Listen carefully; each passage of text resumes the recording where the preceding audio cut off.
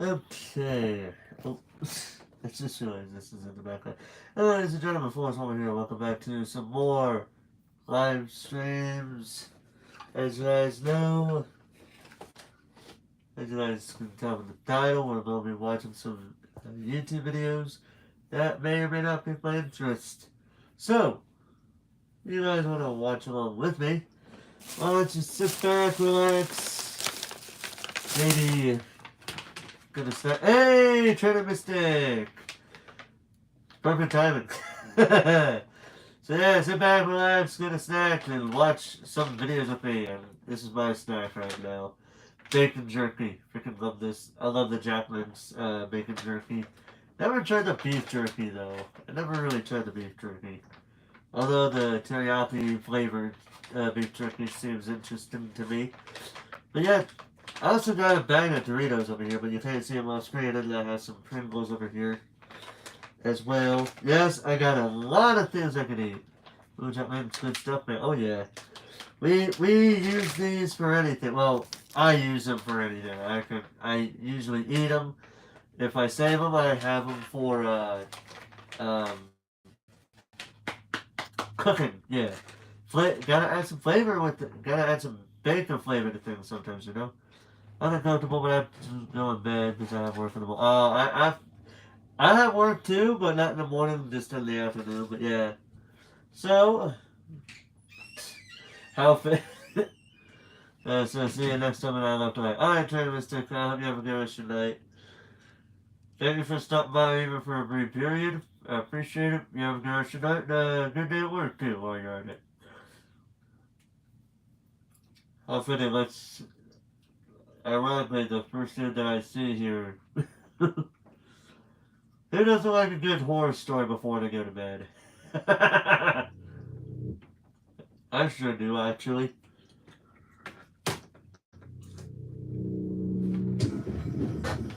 Airbnb horror stories. I I rent know, out my I'm not South gonna turn Carolina the house on light off. Airbnb whenever I'm not using it. It's a modest 3 bedroom, 1 bathroom house by the beach. Two of the That's a bedrooms perfect are time to guest stop. rooms, which are accessible to the people renting it. The master bedroom I keep locked with my clothes and certain belongings in there. That room is for me, and I have to keep my stuff somewhere instead of lugging it back and forth every time I go down there. I have a regular lock and then a deadbolt lock on there, so no one's ever getting in there unless they chop the door down or break through the window. But also, it's not So like I basically, keep Jack anything super Nicholson, that expensive in motherfucker. there, mainly just clothing. This was early last spring. It was still You know, when they said chopping it down with an axe, I was instantly thinking of Jack Nicholson from The Shining. up in Massachusetts where I live most of the year. I wanted to take a drive down to my South Carolina house for the week. For the most part, I work remotely, so luckily I'm able to do this when I want to. Ordinarily, I'd have my usual cleaning lady come and clean the house after each guest leaves. The cost of her service is baked into the price of the rental on Airbnb. But Alright. since I was going down right after the current renter would leave, I just pocketed the cleaning lady money and planned on going down to clean it myself. The Alright. last renter was a guy named Ramon. Through our messages, he told me he was renting with his fiancée and asked for good restaurants to eat at in the area. He seemed trustworthy.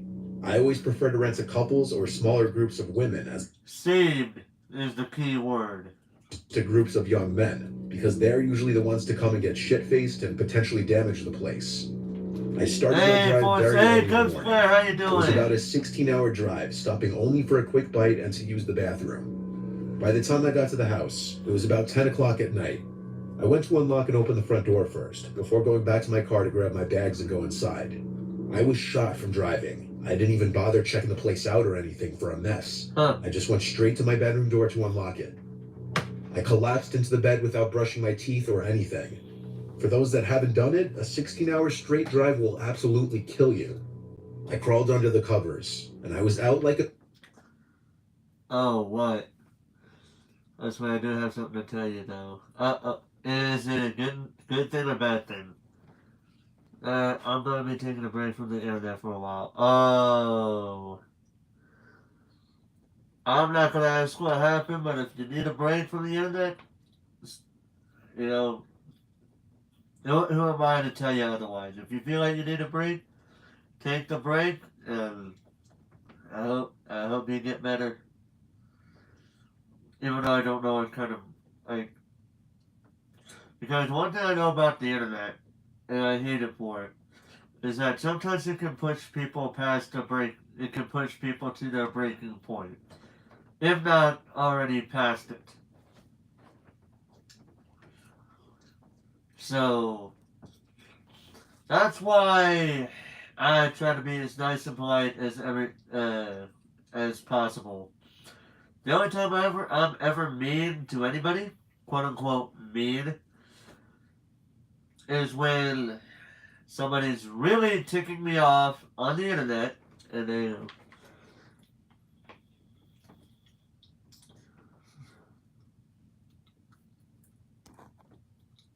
oh well let's see.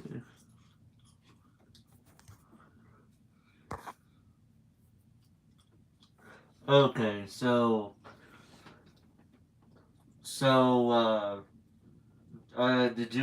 do you want me to unmod you for this one, and then when you come back, put you as a mod for that account, or um, I'm just asking this because you are a moderator on the channel, so I just wanted to know about that, uh, real quick.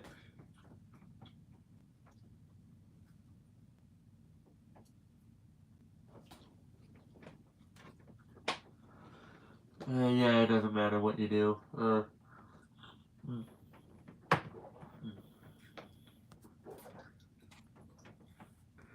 Well, Cubs player, I will say, I will say, like I said before, if you feel like a break is needed for no matter the reason, um, well, here's the thing. I don't want you to, feel like I want you to take care of yourself, right? Because that's what you want to do. I want you to. I hope you get better. I hope, like, no matter how long it takes, I hope in the end you get better. Um, and I'll see you whenever you decide to come back. In the event you do come back. But if not, I enjoyed the good memories that I had with you, and I wish you well in your future endeavors.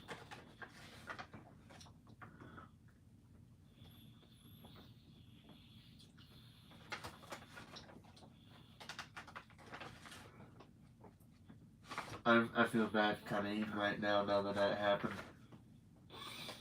I want to wait till later. Like, that didn't kill my mood of eating or anything, but I'm just saying.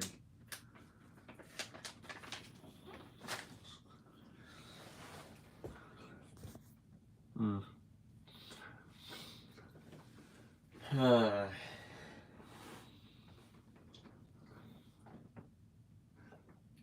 The last time I felt this way, if I mean, also you see not because of anything, it's not me at all. Oh, I know. Like, dude, at this point, I don't, like, if you gotta think about it, I feel like, um, yeah. At this point, dude, I'm not really trusting anybody in some ways, And literally to the point to where I want to mod everybody that I'm a friend with, just so that way I can tell them apart. I say that after I unmodded you, but you know what I'm saying.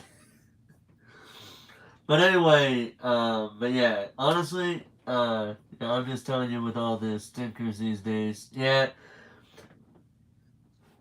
at this point, I would say, focus on yourself. Like I said, I don't know how many people at this point.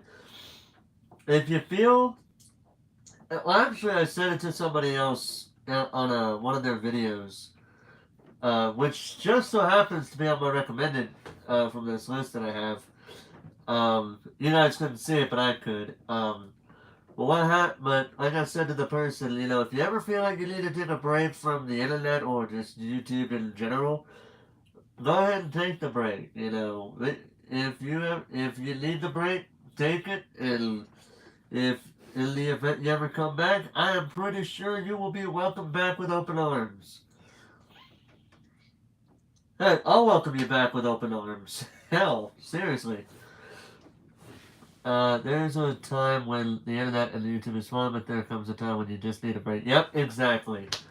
Yeah, and I think you know exactly who I'm thinking of as soon as you said that. Because I am thinking of somebody as soon as you said that. Technically, well, actually, two people. Actually, two people, and they happen to be the two people that I tagged in a in that community post, um, where it was that community post where I tagged them both in it because they, in a way, they had like similar things going on. Like, well, you know what I mean. Like they had a similar kind of year where it wasn't really too kind to them. But yeah, that yeah. So like I said, Cubs player, if you feel the need to take a break, take the break. And I'm pretty sure in the event you decide to come back, I know for a fact that at least me and maybe Ballmatic, probably Cynthia, maybe. Either way, you know what I'm saying. You know so many people are going to welcome you back with open arms, and I can guarantee you, I will be one of them. I will probably be like, oh my god, Cubs player, hi! Been a while, man, how you been? You know? But yeah, if you feel the need to take, if you ever need a break, it's not what I actually said to Grande and Cubs player, or, cover. You know, if you ever feel like you need to take a break, take it. Don't ever second guess yourself. If you ever need to take a break, take it, and yeah. So and like I said, no matter how long it takes, if you feel like if you basically need to clear your mind of all the crazy things on the internet that's been going on the internet or personal life, if you need a break from things, then that's fine. I wish you well. You know I wish you well. Um, but I will say, if you ever need someone to rant, vent, ask or seek advice from, or you just ever want to talk, I don't know if you have a Discord or a Twitter, but if you do, both of them are open. Both the DMs for those are open. If you ever want to just have a nice little friendly chat or just to talk about certain things or just to rant or vent, my DMs are always open. You know that. I say it to just about everybody, but I'm saying it to you because it's true. I always have my DMs open for anybody that needs something or wants to ask something from me or ask advice from me. I always have them open. Yeah, and trust me when I say I'm not going to be going out, I'm not going to be like a bot. Because I know how these freaking bots work. They are a pain in the bumhole. But, I don't let them get the best of me. They can try, but they never do. Because I'm not dumb enough to follow them. And they follow me, but I'm like, yeah, I'm not following you back, man. But yep. I wish you well in your future endeavors, Cubs player, and if you decide to come back, you know I'm gonna welcome you back with open arms. I hope you. I'm trying to find something to say, but I've repeated myself like 5 times now. And I don't even know if he's here unless he says something. But still. Yep. Wish you well. Wish for the best. Wish you the best. Uh, and if you ever decide to come back, you know what to do. Just come right straight to me, and I'm gonna be welcoming you back with open arms. No, I'm kidding. I'm kidding. If you ever decide to just pop on in for a little bit every so often, but you're still not entirely ready to come back yet, but you're just wanting to talk or something like that, that's fine too. As long as I just let you know. Um, I wish you the best. I didn't stop. I'm on repeat at this point. I need to stop because I can't really think of anything else to say at this point. But yeah, do what you need to get yourself on the right track. Just remember, reach for the light at the end of the tunnel, and you will be handsomely rewarded in ways that you probably can't even imagine. But yes, take care of yourself, and I'll see you on the flip side, Cubs player. In a matter of minutes. Now I need to get back into this video, and it's gonna be kind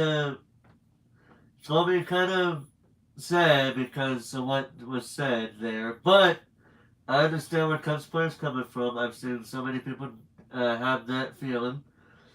Uh, but yeah, I wish him the best. I pray. I give him nothing but the best, and I hope he gets well. Regardless of how long it takes, I hope in the end he gets better. And then when he comes back, he's being a moderator again. Alright, I have to get back to this video. Alright, so let's get back into it. I'd have slept through the night. But no, I woke up in a black room. The clock next to my bed read 11:30 p.m. I had only been asleep for a little more than an hour. Something woke me up. I grabbed my phone to check for any texts out of habit. Then I turned on the bedside lamp. I looked around the room, then got up and went out to the living room. I took this moment to start analyzing the place. I didn't notice a single thing moved. Not a pillow, not a can of beer, nothing. I went to the bedrooms. Both were void of any people, though the covers on a bed in one of the rooms. Let me see this. Don't delete it unless I read it. Come spam because I want to read it. Well, I'm going to get going now. I would like to thank you. You truly are one of the kindest people I've met on this platform, and I'll see you when I return. And in the meantime, come out! You know what, Cubs player, just for you before you leave. I tip my hat to you. Bad respect to you. See you on the flip side, brother. See you on the flip side. To have been moved. So yes, they did come. I thought they may have been the cleanest couple to have ever stayed in my place. I have a camera set up on the front porch of the house. I never really think to check it unless a customer is giving me any kind of hard time, but I was curious. I opened the app to the camera system on my phone and went to the movement history. It picked up on a man entering the house via the code lock 3 days earlier. Just a man, though. He had no woman with him. Strange. I checked for any other movement updates from then until the moment I showed up, which it also caught on video, and there was nothing. I checked it over like 5 times. I suddenly got the chills. I went to the Airbnb app to message Ramon and ask if he checked out okay, even though it was late at night. I went to check the bedroom where I presumed he slept in. I started checking under the bed and in the closets. I was yanking the closet doors open as if I were ripping off a band-aid. Each time, I was greeted with an empty closet. I moved along to the second guest bedroom. Both twin beds in here were still neat. That was probably the door. Yeah, as soon as they talk about the door in the video, the door outside, the door, I'm guessing the door to the bathroom, and I know who's in there. Yep, that's why. Hold on a second.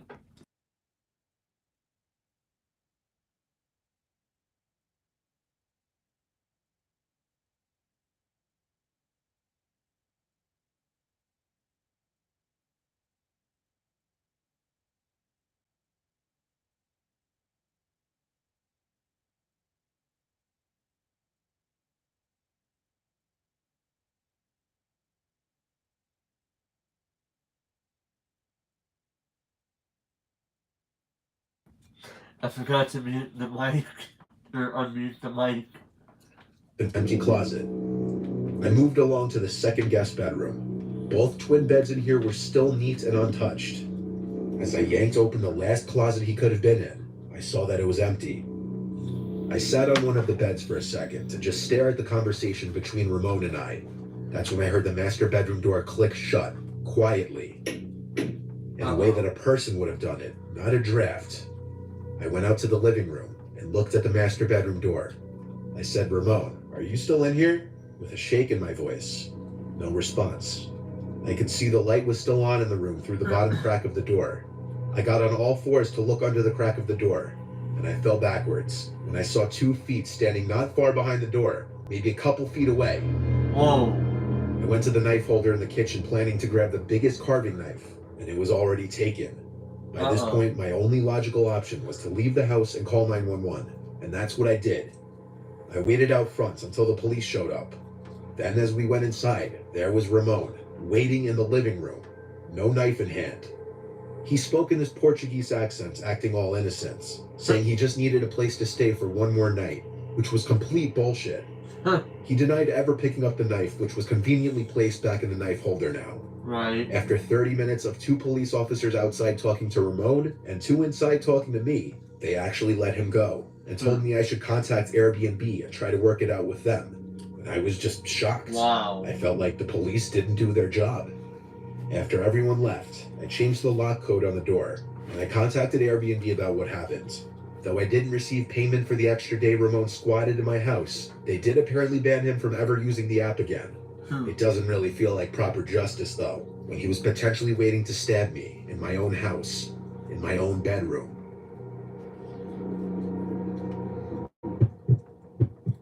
Yeah, that's messed up, man. Yeah, that's very much messed up. That's a 1% of the bad police officers right there, dude. You figure they would have, if they were that easily convinced that he did nothing wrong, shit. I'm 26 years old, still living with my parents. I'm not content with my job, and I'm in a relationship that I'm not too sure about. To say I've been stressed would be a monumental understatement. My mom and I were not getting along one week, and everyone was just bothering me. I wanted to escape for a weekend. I looked into little one-bedroom Airbnbs up in the mountains and found one for cheap. It was in Troutdale, Virginia, a couple hours away from us. And based on the pictures, it was this nice, private, and peaceful-looking little place surrounded by woods. It was the fall, too, so the foliage was going to be beautiful. I told my parents I was going there for the weekend.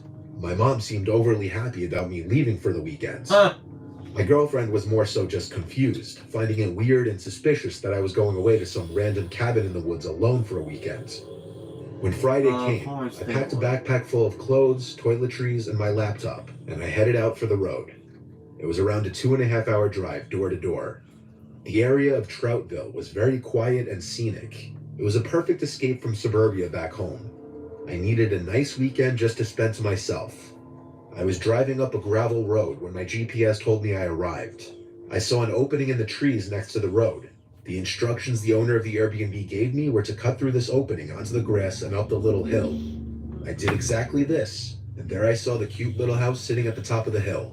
The second I stepped out of the car, I inhaled the fresh rural air, instantly feeling happy I did this. The owner told me where to find the key to the front door. I let myself in and checked the place out. It was a nice cozy living room, small kitchen, bathroom, and one loft bedroom that you had to climb a ladder-like stairway to get up into. And there was a circular window over the bed. Lots of light got into the house, which was nice. I went out to walk some of the trails the owner told me about a 5-minute drive away. You know, the good thing about having windows is that it does allow lights in there, but the bad thing about them is that somebody can see you doing something. On the drive back to the house afterwards, I noticed these 2 guys walking down the gravel road, and as my car was passing, they literally stopped in their tracks to turn and look at me as I passed. I waved and smiled, thinking they were friendly locals, but they didn't wave back. It was completely off-putting. They looked at me as if my driving down the road was a crime. I didn't look back. I turned into the entrance of the property and back up the hill. I started reading one of the books I brought with me in the living room with the fireplace going. It was incredibly cozy. The sun was on its way down, and after reading a chapter of my book, I realized I was getting hungry.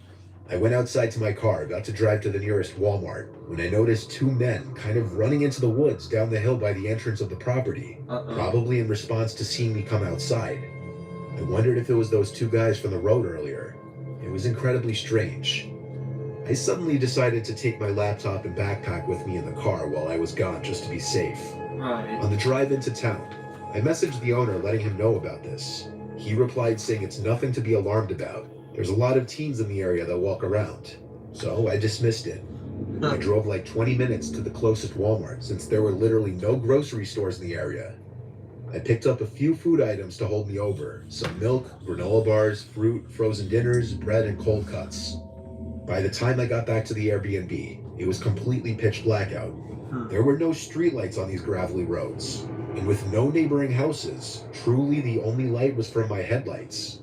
It was creepy for sure. I pulled up to the hill to the little house. It was almost hard to find in the dark. I grabbed my backpack and the grocery bag and went up to the house in the dark, using my phone's flashlight to see. Once inside, I locked the door immediately. It was creepy out there. I ate real quick and went back to reading my book by the fire, and pretty soon the lights to the room suddenly cut out, and the only light in the entire house was from the fireplace. I tried flicking on anything electric, but the power was gone. I went to message the owner again, who swiftly replied back to check the main breaker in the circuit box outside by the telephone pole near the back of the house. Of course it'd be outside. Frickin' horror movie people. This is literally horror movies in real life. God damn it. Didn't reply. There was no way in hell I was going out there. Right. I was already paranoid from earlier. And why would the power be randomly cut out anyway? Something was off. I heard a creak of the floorboard from the darkest corner of the room by the bathroom door. I looked over and saw this tall, looming figure in the doorway of the bathroom, lit up only by the fireplace. My worst fear had been realized. This was actually happening. A soft yet deep and disturbing voice told me to remain calm and give him everything I had. I was so scared I could barely speak. I said all I had was my laptop and some clothes. He told me to empty my wallet of all my money, which I did.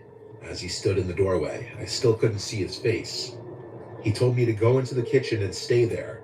Moments later, I heard the door to the house close. I looked into the living room. My laptop, backpack, and money was all gone. I called 911 quietly to report a robbery. 20 minutes later, an officer arrived. I described the two guys I'd seen walking down the street earlier that day, assuming it was them working together on this. Basically, all the officer could tell me was that they'd be on the lookout for anyone matching those descriptions. I messaged the owner to tell him what happened, and he was sympathetic at first, or so it seemed. He said I could go home the next day, but he didn't want to refund me for my horrible experience. Really? A trip I thought would be a nice detox for a stressful point in my life only made it worse. Luckily, my laptop was only like $400, and I didn't pack any expensive clothing, but it was still the scariest experience of my life. Really? You know, I'm like, well, I feel sorry that you had to go through this, but I'm not paying you back the money for the second day. Fuck off. That's bullshit, man. That's bullshit to the max. There's a small part of me that believes the Airbnb host may have something to do with it, because I still have no idea how that guy got into the house.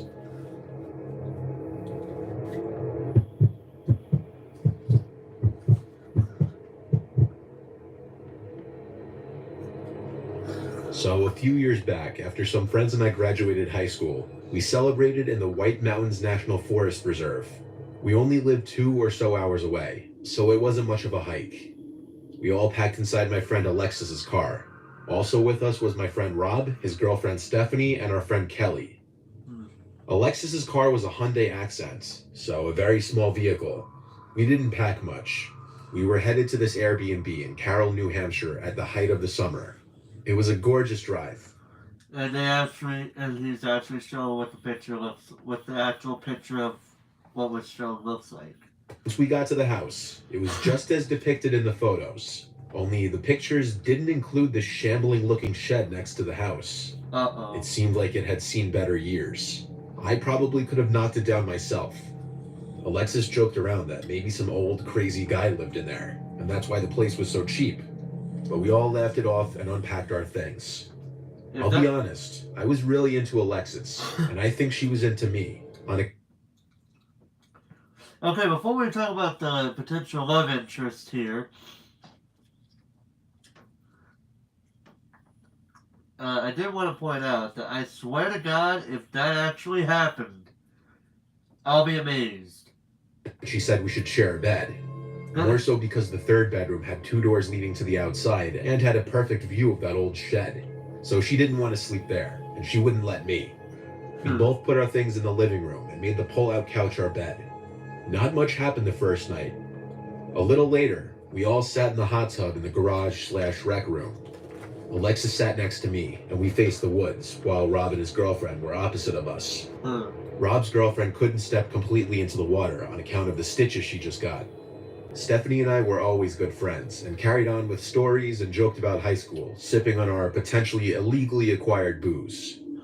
Kelly, on the other hand, was changing and not with us. Rob kicked my leg from under the water and winked, seeing how close Alexis was getting to me. But that wasn't too much of a deal. Right. We tried to plan out our next day, and talked about hiking to Mount Washington and the Flume Gorge. After a good soak, I eased into bed with Alexis, and we watched Rick and Morty for a while, until the clock struck 2 a.m. and we sat outside. The stargazing here was supposed to be amazing, and a bit later, Kelly tagged along with us. What happened next was hard to explain. In front of the house was this huge deck that we were sitting on. It was pitch black, and no cars were around. More or less, we were in the middle of nowhere. No one really understands true silence, until you're away from cars or planes for that matter. The sky was brightly lit, purple, blue, full of stars. Kelly hushed me one time. Just a few feet away from the porch, she heard some crunching, as if something was approaching the deck. There was definitely something walking out there. I waved it off as a raccoon or fox, until the steps sounded heavy, and I looked at Alexis. The fear began to set in, as I noticed her gaze was looking towards the old shed, where the footsteps had began. Quickly, I ushered the girls into the cabin and locked all the doors. I tried to explain to them that it's still possibly an animal, especially if animals had taken over that old shed. Easily, both of them calmed down. Kelly walked back into her room, and I again laid down beside Alexis.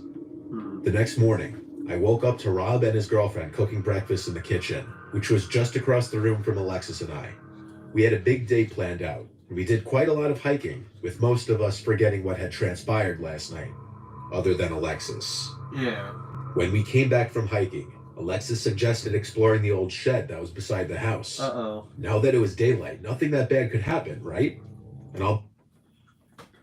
Have you never seen the Texas Chainsaw Massacre? The OG 1974 version? Or better yet, what about... Dude, there are so many horror movies out there that actually show crazy things happening in the middle of the day. Just as much of... not as much as in the night, but they still do happen. I didn't want to, but I didn't want Alexis to think I was a wuss. He opened the screen door, investigating. So basically, you try to play the brave game, huh? Whatever. Room. There was an old rickety rocking chair. Seemed it might break if I tried to sit in it. The next door had one of those brass doorknobs, but it was rusted and dented. I looked at Alexis before grabbing the door, and she groaned as she opened the door. There wasn't much to the room. The floor was dirt. There was dirt-caked windows and some trash on the floor. Alexis made a point that it smelt of cigarette smoke. It may have been the designated smoking spot in the Airbnb. We both shrugged it off and joined the others out back. Rob was starting a fire. Some typical conversation was going on. Rob poked fun at Alexis and I. The sun set, and I turned off the floodlight out back to make the ambiance of our fire nicer. Some chuckles and stories are passed around, Rob and I boasting about our feats and whatnot. Then there grows a silence. That same crunching from last night is heard behind us, just against the tree line. Except it was faster, and headed in our direction. And just like that, There was a flash of green light lighting up the entirety of the backyard for just a moment. Whatever was running towards us halted, but my thoughts were ruptured by Stephanie's screams as she bolted towards the house. Behind us, a blood-curdling cry or yelp was heard, a deafening sound that at first we thought was a siren. I instantly stood up, yelling for everyone to get inside. Stephanie must have saw whatever it was that made that cry. In my bolt, I accidentally knocked over Kelly, who hadn't gathered the entire scene yet. I turned around to help her up. Rob was already halfway to the house. I ran to help Alexis gather our food items. Last thing we wanted if it was a bear for them to stay any longer. Right. After that, I rushed Alexis to the back door, where Rob was waiting for us with some kind of bear spray. I already at this point had my Bowie knife out. I commanded him to go in, but he yelled at me to go in because he's got the range. The two of us saw this black mass walking along the outskirts of our fire. We didn't stay long enough to find out what it was. After meeting the girls in the living room, we called the police immediately. The officer reported to the house and looked all around with his flashlight, finding nothing. He clarified to us that the flash was due to lightning striking a nearby power line or transformer. As for the thing, he said it was likely a fish or cat or something. But Stephanie said that she saw a man, hunched over with a cloak or blanket hung over him. Least to say, we didn't stay the next night over. Right. The sheer paranoia of someone or something stalking us in the woods was reason enough. To say the least, we haven't returned to the mountains since. Who knows what's crawling around in those woods?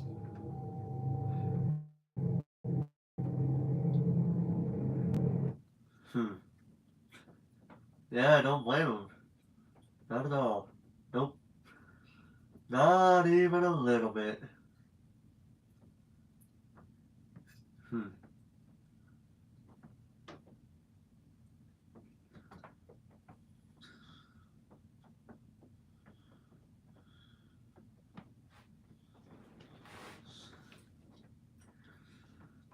Alright, let's see what's going on in the lovely world of YouTube. See what else we got. Are they actually doing this? Yeah, they are. They're actually doing a live stream of Amazing World of Gumball episodes. Alright.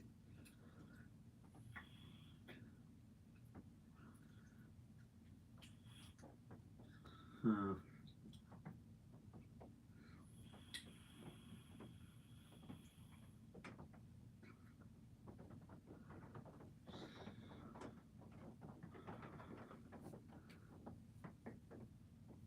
Hmm.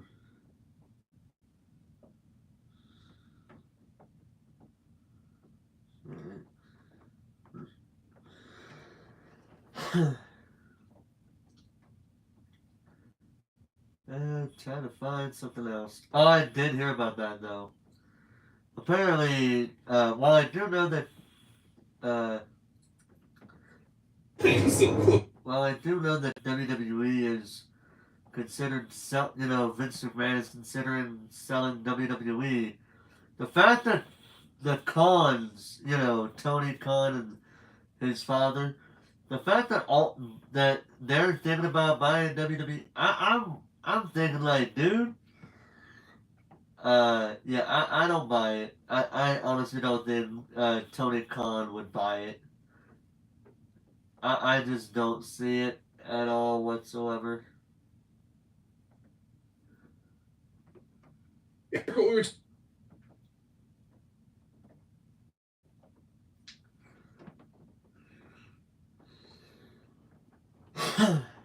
Excuse me.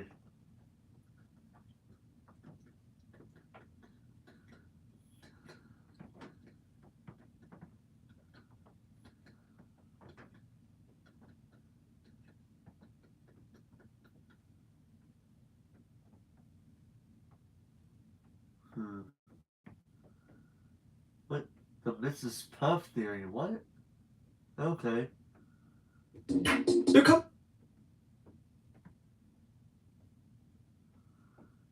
Hmm. 8600 characters described with one sentence. Spoilers ahead.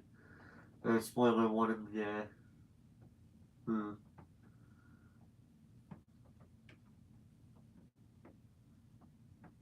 Trying to find a good one here.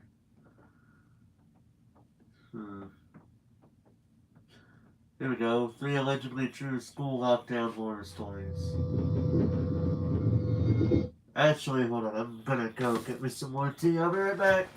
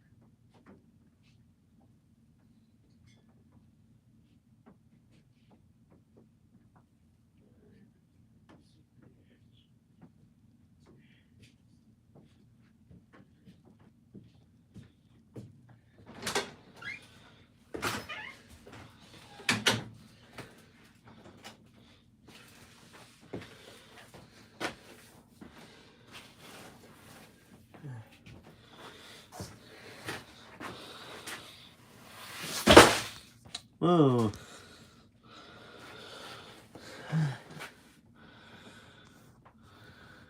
Whoa.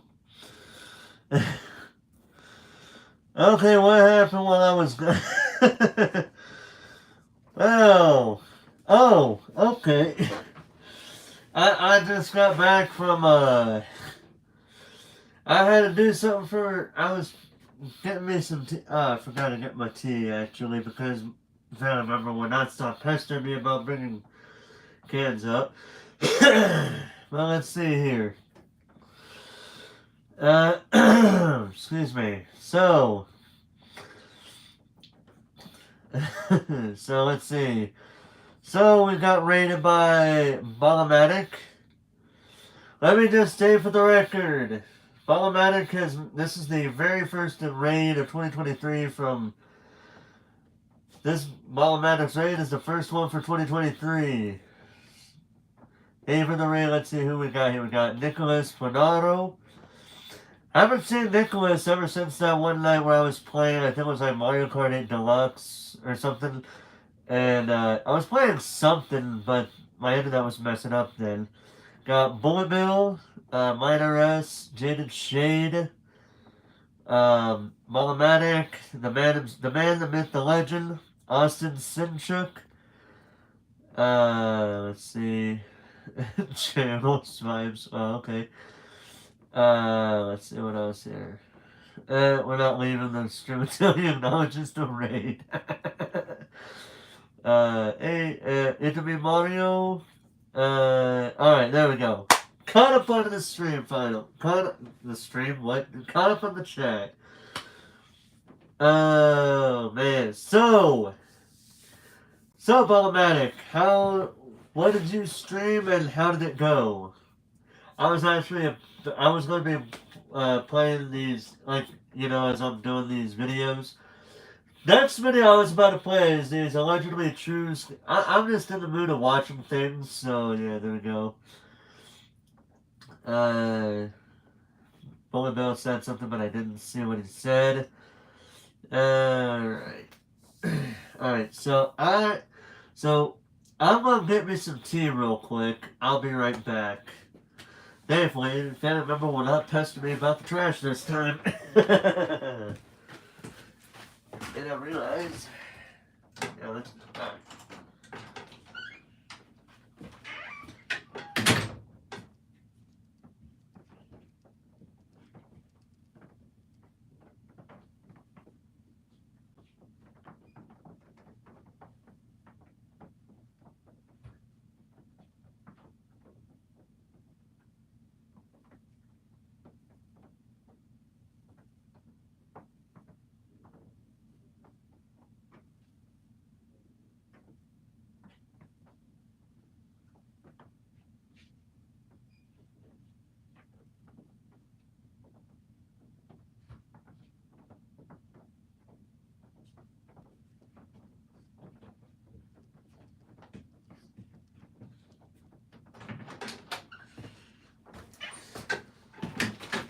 Okay. Got it. And let's see what we got here. Let's see here.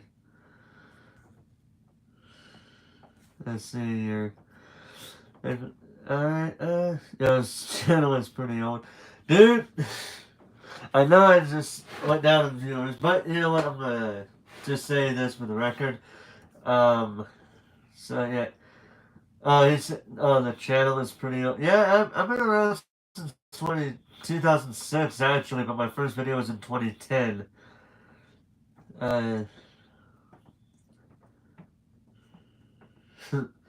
Yeah, I actually been around since the old days of YouTube, back when people could just about get away with anything and everything that didn't involve law breaking.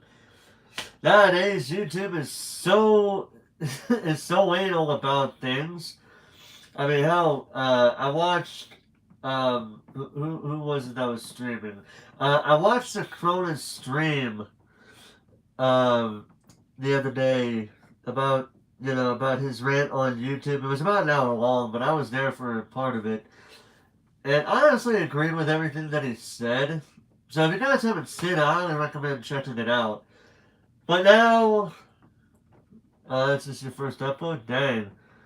Oh yeah, my first ever upload was from 10 years ago. Well, technically 13 years ago. Um, and I can't watch that video. I can't watch those old videos anymore because my voice sounds so different. Like literally, you hear my voice now. Watch my very first video, and you will hear the difference, like instantly. Yeah. So anyway, I'm gonna go right to these allegedly true school lockdown horror stories. I should probably point out that these may or may not be either teen or adult rated type of things. So listener discretion is advised. I'm an adult, so I can watch this stuff. Let's see what crazy things happen in these stories. I was in my second year of high school. I also want to say, if you guys want to have a little snack, sit back, relax, and enjoy the listening to the stories while I'm watching the videos, particularly, you may do so. Here's my snack right here. I even have pizza Pringles right here and Doritos right over here. So I'm pretty much good with snacks. Top it all off, I actually have some chicken nuggets in the freezer. Oh, yeah. Anyway, let's get right straight into the video. Every year, our school was required to perform at least 2 lockdown drills. But our principal at the time would always have us do more like 3 or 4, so I was pretty used to it. Alright. All of the teachers would always warn us ahead of time to save any panic. Yeah. That morning, as I walked into my first period class, I was informed by my history teacher that the school would be having a lockdown drill I that like day. the bacon jerky, it's good. I actually kind of liked them, because it meant we'd have less work to do considering the 20 or 25 minutes they always take. 30 minutes into class, and a short buzzer went off, followed by our principal's voice on the intercom. Like every other drill, he explained how the school was going into lockdown, but that it was just a practice drill. He explained that should there ever be a real lockdown, the buzzer would sound for longer, and there would be no intercom announcement. Our teacher instructed all of us to shut the curtains and go into the corner of the classroom that was not visible from the outside door. He then shut off the lights and locked the door. You know, I want to point out that it's nice that they do this every so often. When I was going to school, the only thing that we did on a regular basis, and by regular I mean like a monthly basis, were fire drills. We rarely did tornado drills. We never did lockdown drills except on the occasion. These guys are like, yeah, we're gonna keep doing this until, you know. And you know the thing is, at some point in the school year, the current school year, somebody apparently said something, and it kind of got the school in a lockdown. Turned out there was nothing wrong, but just to be safe, they let the kids out early. But I'm thinking like, I don't know what's going on. I heard that, but yeah. But yeah, when I was growing up, they never did that. I would think, like, especially what's been going on in recent times, you'd think that they would have upped. I don't know if they did, but you would think after all that's crazy, after all the crazy things that have been happening in schools in recent years, you would hope that they have upped the lockdown drills. Because, dude, the one thing that I'm honestly getting tired of hearing about are all these school shootings that take place. And now that I have my niece and nephew are both going to school, and I've said this to my family, I would rather, of course I don't really do it, but you know, my point is, if anything, I would rather be thinking about, I wonder how their day in school went. Not, I wonder if they're doing I wonder if they're safe and okay from anybody in the outside world. I know this is kind of leaning in political side, but more or less that's my thought process. I would rather think about how good their day is at school than to think to be scared for their safety. You know.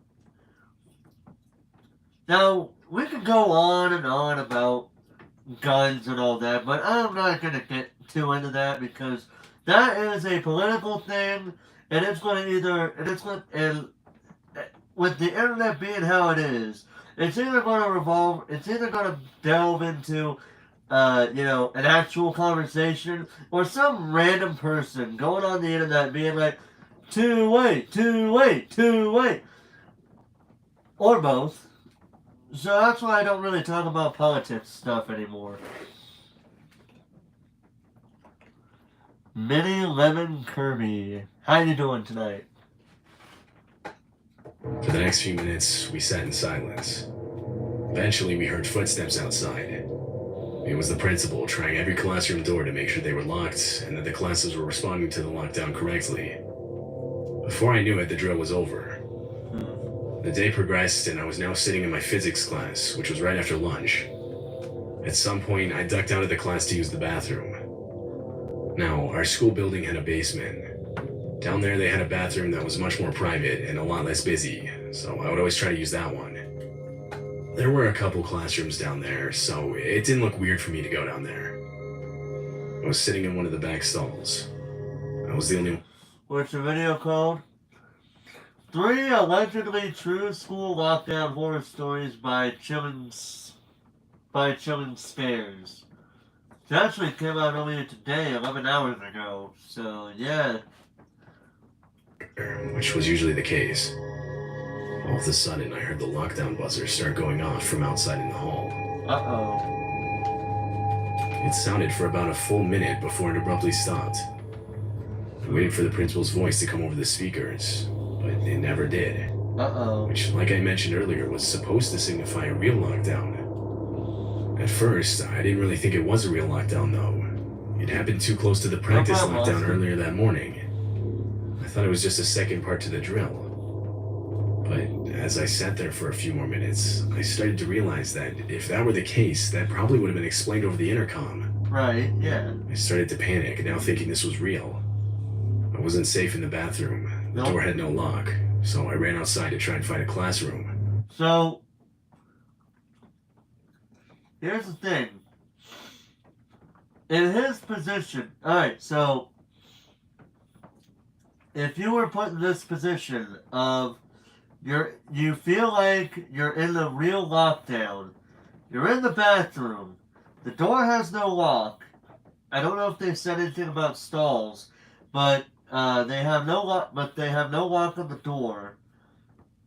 What would you do? Would you do what he's?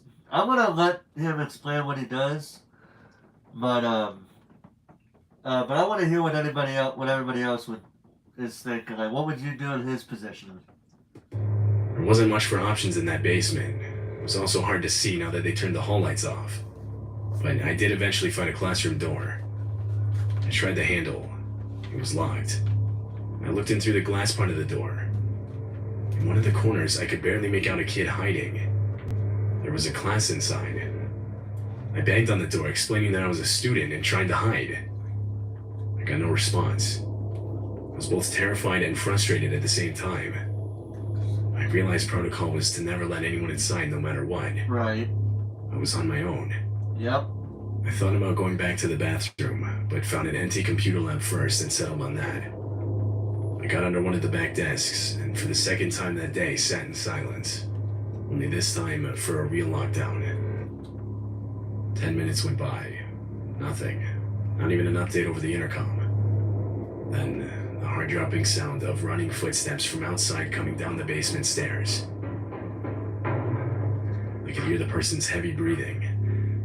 It kept getting closer.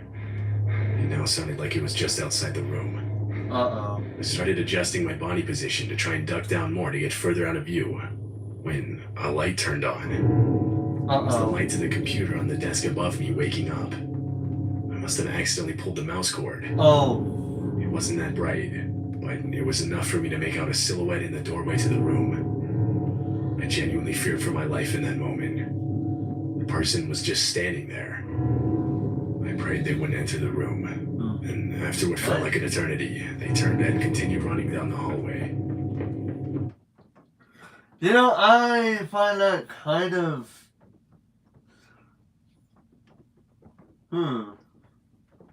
That makes me wonder what was going on in their head. Probably best not to think on it too much, but yeah, that makes me wonder. A few minutes later, and the lockdown was over. The school tried to keep the incident silent, but it eventually got out. Apparently, a kid in my grade that I actually slightly knew stole his dad's gun and got into school through a back door he left propped open earlier in the day. Oh. Police showed up to the school and detained him before any bullets were shot. They later searched his backpack and found a paper with a list of names on it, which they believe was who he meant to kill that day. Pictures of the list itself leaked. My name was number 4 on that list. I am Sticker Gamer, how you doing tonight? And Austin, thank you for stopping by. I hope you have a good rest of your night. Maybe see you later. I never heard if the kid just got scared and decided not to do anything, or if he just genuinely didn't find anybody after entering the building. Either way, I believe the person that I saw while hiding in the computer lab was him, and that I could have lost my life in that moment.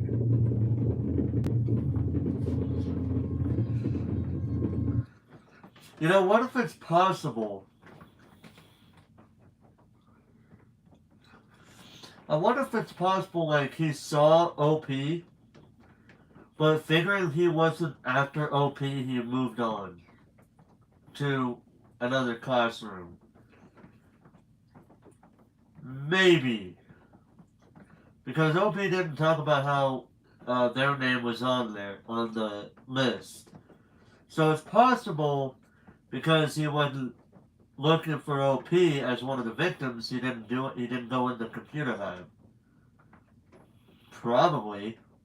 Back in October of 2016, for whatever reason, these killer clown sightings kept getting reported around America. Oh, yes. Real or fake, videos of...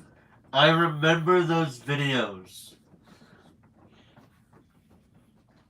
If I will be real with everybody, I do understand the severity of those situations, how they could be deemed creepy and all that.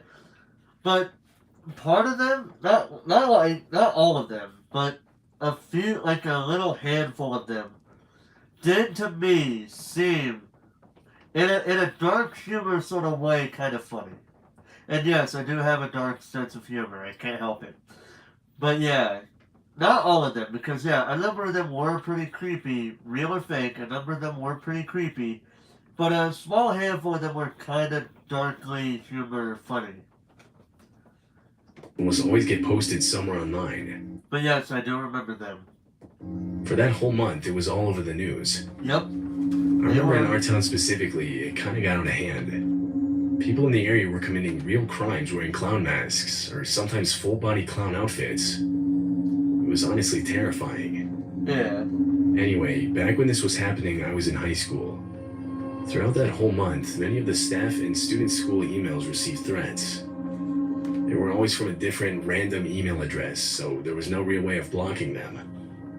It was always something like killerclown@cvx.zy or something random. Right, yeah. It usually had something to the effect of killer clown followed by some random characters.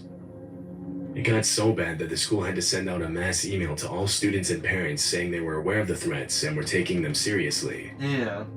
I remember some days the teachers were instructed to teach with their classroom doors locked. Why do I get the feeling because of them because OP's bringing up the clown scare that was going on, why do I get the feeling that's about to happen? Like they're about to be paid a visit with the clown. Weren't even allowed to leave to go to the bathroom. Needless to say, a lot of us were on edge. I have no shame in saying it was really scary. Yeah. I saw some of the things the emails were saying. A lot of it was really graphic and truly disturbing.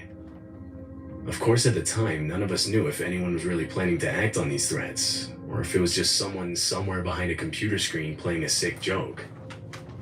But honestly, it felt like only a matter of time before something would go down. Yep. And finally, one day something would. I was in my trigonometry class when the school's lockdown alarm went off. The principal's voice then came over the loudspeaker. His voice was shaky. Now, our principal was a pretty intimidating dude, so hearing fear in his voice only furthered my own fear. I knew this lockdown had to be related to the threats. In that classroom, there wasn't really a good corner for all of us to hide in. You could see a good portion of the room from outside the door. So our teacher ordered us to barricade the door with all the desks and chairs in the room. We then sat as far away from the door as we could, although even this provided a clear view of the glass window on the door. I watched as all the lights abruptly turned off in the hallway, shortly followed by the lights in the classroom. The familiar hum of the heating system faded. The school had cut the power. Yep. It was eerie. The whole building was quiet, and there wasn't the usual whispering or joking around from other students like there was during practice drills for this kind of thing. Well, The yeah. teacher had a look of fear on his face, putting me more on edge. We sat there for multiple minutes. We then heard a metal banging sound, like someone was hitting the lockers down the hall. A voice started yelling. One of the girls sitting next to me quietly began crying. If that wasn't the most blood-curdling scream sound effect I've ever heard. Voices continued off and on for the next few minutes. As time passed, the noises kept getting louder, as whoever was making them seemingly kept getting closer. At this point, my classmates and I were staring at each other, all of us gauging each other's reactions. Then the sound of the classroom's door handle rattling. I looked up. Through the glass on the door, I saw a clown mask looking in. The person Oh, stood there that for a while, music. not doing That music from the house. Good lord. anything. Then they abruptly ducked down out of view, and the sound of the door handle rattling continued. They were trying to pick the lock. We all sat there listening to this happen, when the lock disengaged. Immediately, the full body force of this person smashed into the door. The desks barricading the door slightly shifted back. This happened a few more times, but not much progress was made. They eventually gave up, and we could hear their footsteps running away down the hall. When police arrived, they cleared the building and escorted all of us out. No one was ever found responsible for the lockdown. It's believed at least 3 people dressed in clown costumes entered the back entrance of the school that day, intent on making true to the threats sent over email. At the time, the school did have some cameras, but during the lockdown they cut the power, so they never caught anything. Yep. School was canceled for the next few days. When we came back, the school had installed a new auto-locking feature on the doors and windows. Mm-hmm. They had to. This happened in 2013. I graduated college the year prior with a degree in education. I wanted to be a teacher and was able to land a job at a nearby high school. The first few weeks, I was shadowing another teacher, as they called it. It was Yeah. meant to help me prepare to teach my own class, but it really just felt like a glorified TA position. So yeah, for those of you who don't know, shadowing somebody is where you're basically literally following their footsteps, their shadow, and you're trying to learn every aspect about the job that you're being tasked to do, that you signed up for, and so they're trying to teach you the ins and outs of what you're supposed to do. That's basically what shadowing is. For the amount of time that you have, you do have to, of course, you have a certain amount of time to learn until you feel like you're capable of doing it yourself. Yeah. I would sit in the class with the other students and help the teacher when needed. Right. It was a chemistry class, and on one of the lab days, we required those flasks used for chemical reactions, measuring solutions, and stuff like that. All of that type of stuff was kept in a supply closet on the other side of the building. I made my way out of the class and started heading over there.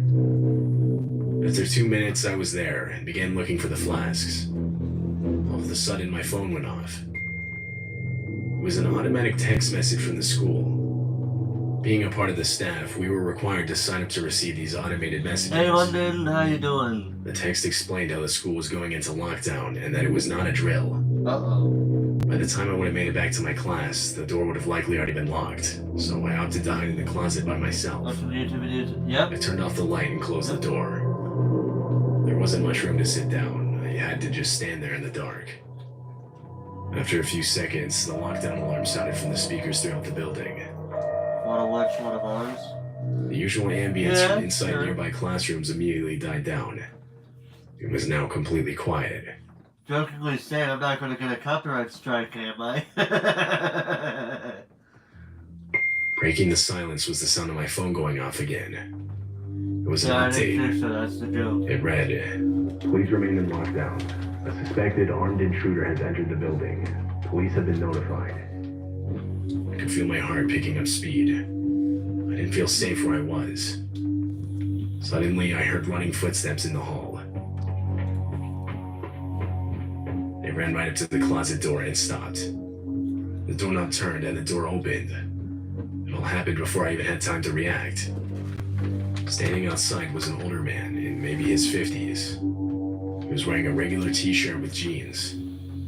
I'd never seen the man before. He asked if he could hide in here with me, and feeling bad for the guy, I said yes.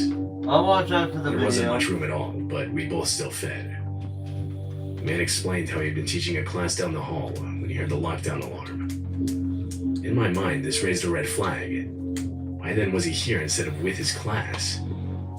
I asked him this. He did. How long has this thing got left? Less than a minute. Almost a minute left. A little over a minute left. Immediately respond. Interrupting the silence was again the sound of my phone. It was another update from the school. The text said to not open our classroom doors for any reason, and that the suspect was believed to be an older man with a beard. Ooh. I frantically reread the words on my screen. I didn't get the best look at this guy, but from what I did see, he fit that description. I could now distinctly hear my heart beating out of my chest. I made a split-second decision. I opened up the closet door and ran. I went straight to the nearest exit and out to my car in the parking lot. When I got there, I looked back behind me.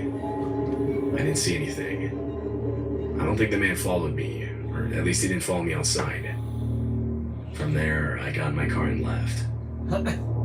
I'd say around 25 minutes later, I received a final update text explaining that the police had cleared the building and the lockdown was over. I later learned a man had gotten inside by convincing the front desk that he was there to pick up his kid, Of but course. that a lockdown was called when they saw a gun holster around his waist as he was walking down the hall. Several teachers reported their classroom doors being forcefully struck during the lockdown from someone trying to open them. The man was gone when police arrived, and they were never able to identify him. He was caught on the school's security cameras, but they never showed a full view of his face. Right. However, they did show that he was indeed armed. Yep. I saw the videos myself, and I'm almost sure it was the same man hiding with me. But it was also dark in that closet, so I can't be certain.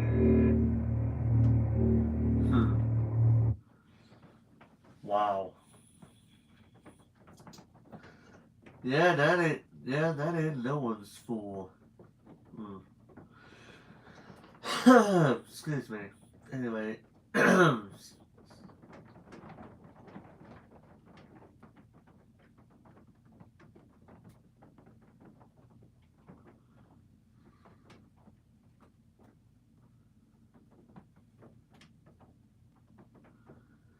Alright. Okay. I don't know what the series of dots were for, but alright.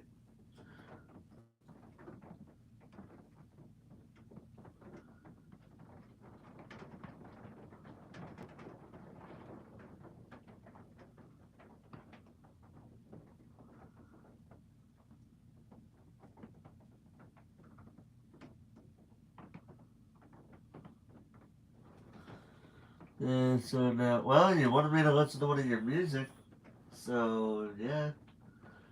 Zara's gonna do it. So we're doing it.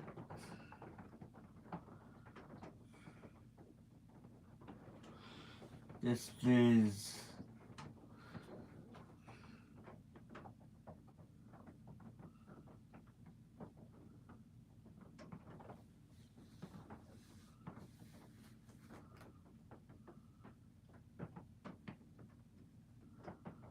So, let's see here. So I do have this here.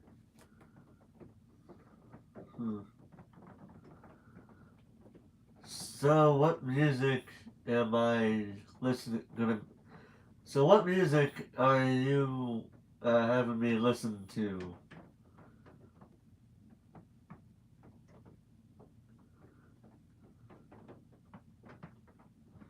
Newest one, please. So is it the UK boom? What I mean. So I'm guessing it's the UK boom bap, something out of nothing. Then you also have the free music reviews stream from 2 days ago too. Yeah. So the boom bap. That's my guess. Okay, so it's the boom bap. Okay. That sounds it. Alright.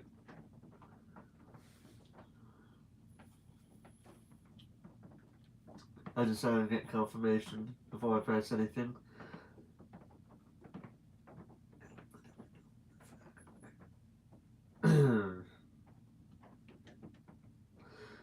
Okay. Alright, let's take a listen to it. Listening to it now.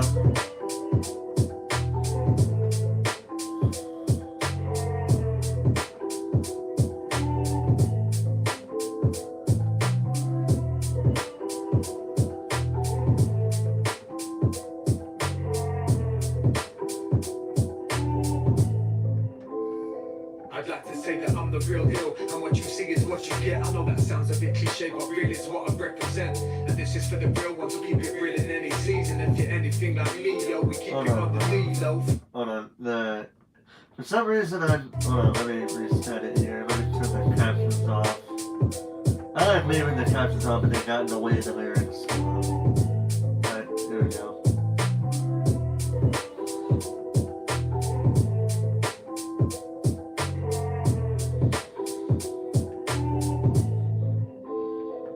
I'd like to say that I'm the real deal, and what you see is what you get. I know that sounds a bit cliche, but real is what I represent. And this is for the real ones who keep it real in any season. If you're anything like me, yo, we keep it on the lead, low, free flow, traveling through life, looking for a reason to exist, to feed the mind, to reload, to develop as a lyricist with the lead flow, to keep my God-given free soul, a free soul. My lyrics take you down a deep hole of thought and let it brew for a bit like a tea bowl. As time goes on, you get more opening doors like a keyhole to check the threats, man. You better use the peephole, cause we know life's full of backstabbers and thief holes. They use you on the incognito and throw you out like an empty bag of Doritos. Suck your blood like mosquitoes, kilos on the D-low. So here's what I'm preaching, you gotta keep reaching for yourself. Is what wisdom is teaching, make something out of nothing. Stick to what you're loving, is what we came to do, is what we came to do. So here's what I'm preaching, you gotta keep reaching for yourself. Is what wisdom is teaching, make something out of nothing. Stick to what you're loving, is what we came to do,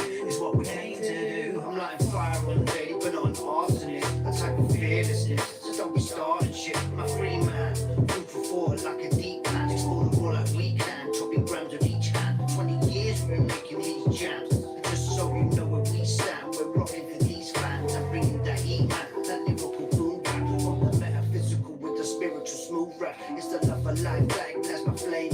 I made a necessary change now, doing what I love. My daily aim was once locked up in solitary confinement. I cocked up, yeah man. I got a deadly and violent, went away for a while. On the meds and in asylum, what you find is the ride of life can be a wild one. Since a child, I've been a rebel doing what I want. Loving the highs, catching the vibe when I lie. So here's what I'm preaching, you gotta keep reaching for yourself. Is what wisdom is teaching, make something out of nothing. Stick to what you're loving, is what we came to do, is what we came to do. So here's what I'm preaching, you gotta keep reaching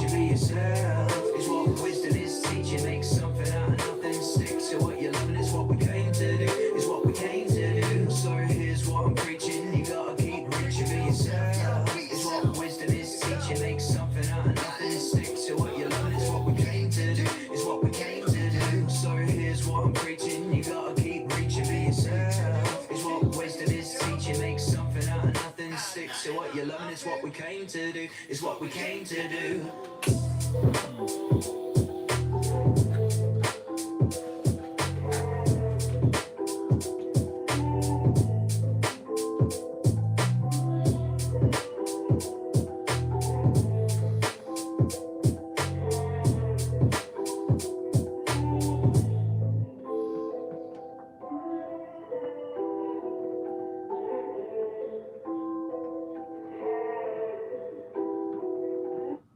Oh.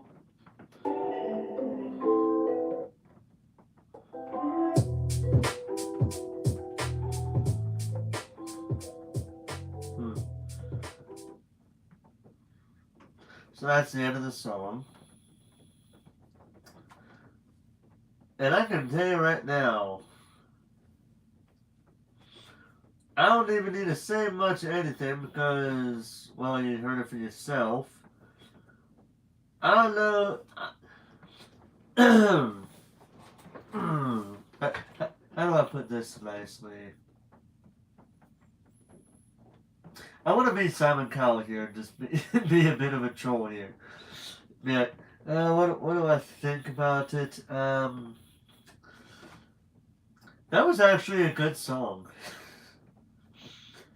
I love the beat. The beat was really good. The lyrics were, as you'd expect from a rap, at least, you know, they rhymed and, you know, they rhymed pretty well with the lyrics. And it did tell a pretty good story in my book. So and let me just state for the record, I liked it so much that I even put it on my favorite songs playlist that I have. And, I even liked the videos. So, I think that tells you what I like. I think that should tell you something. But yeah, I thought it was a pretty good song. I might listen to more of your music off stream. Just to see what other kind of music you have. But yeah.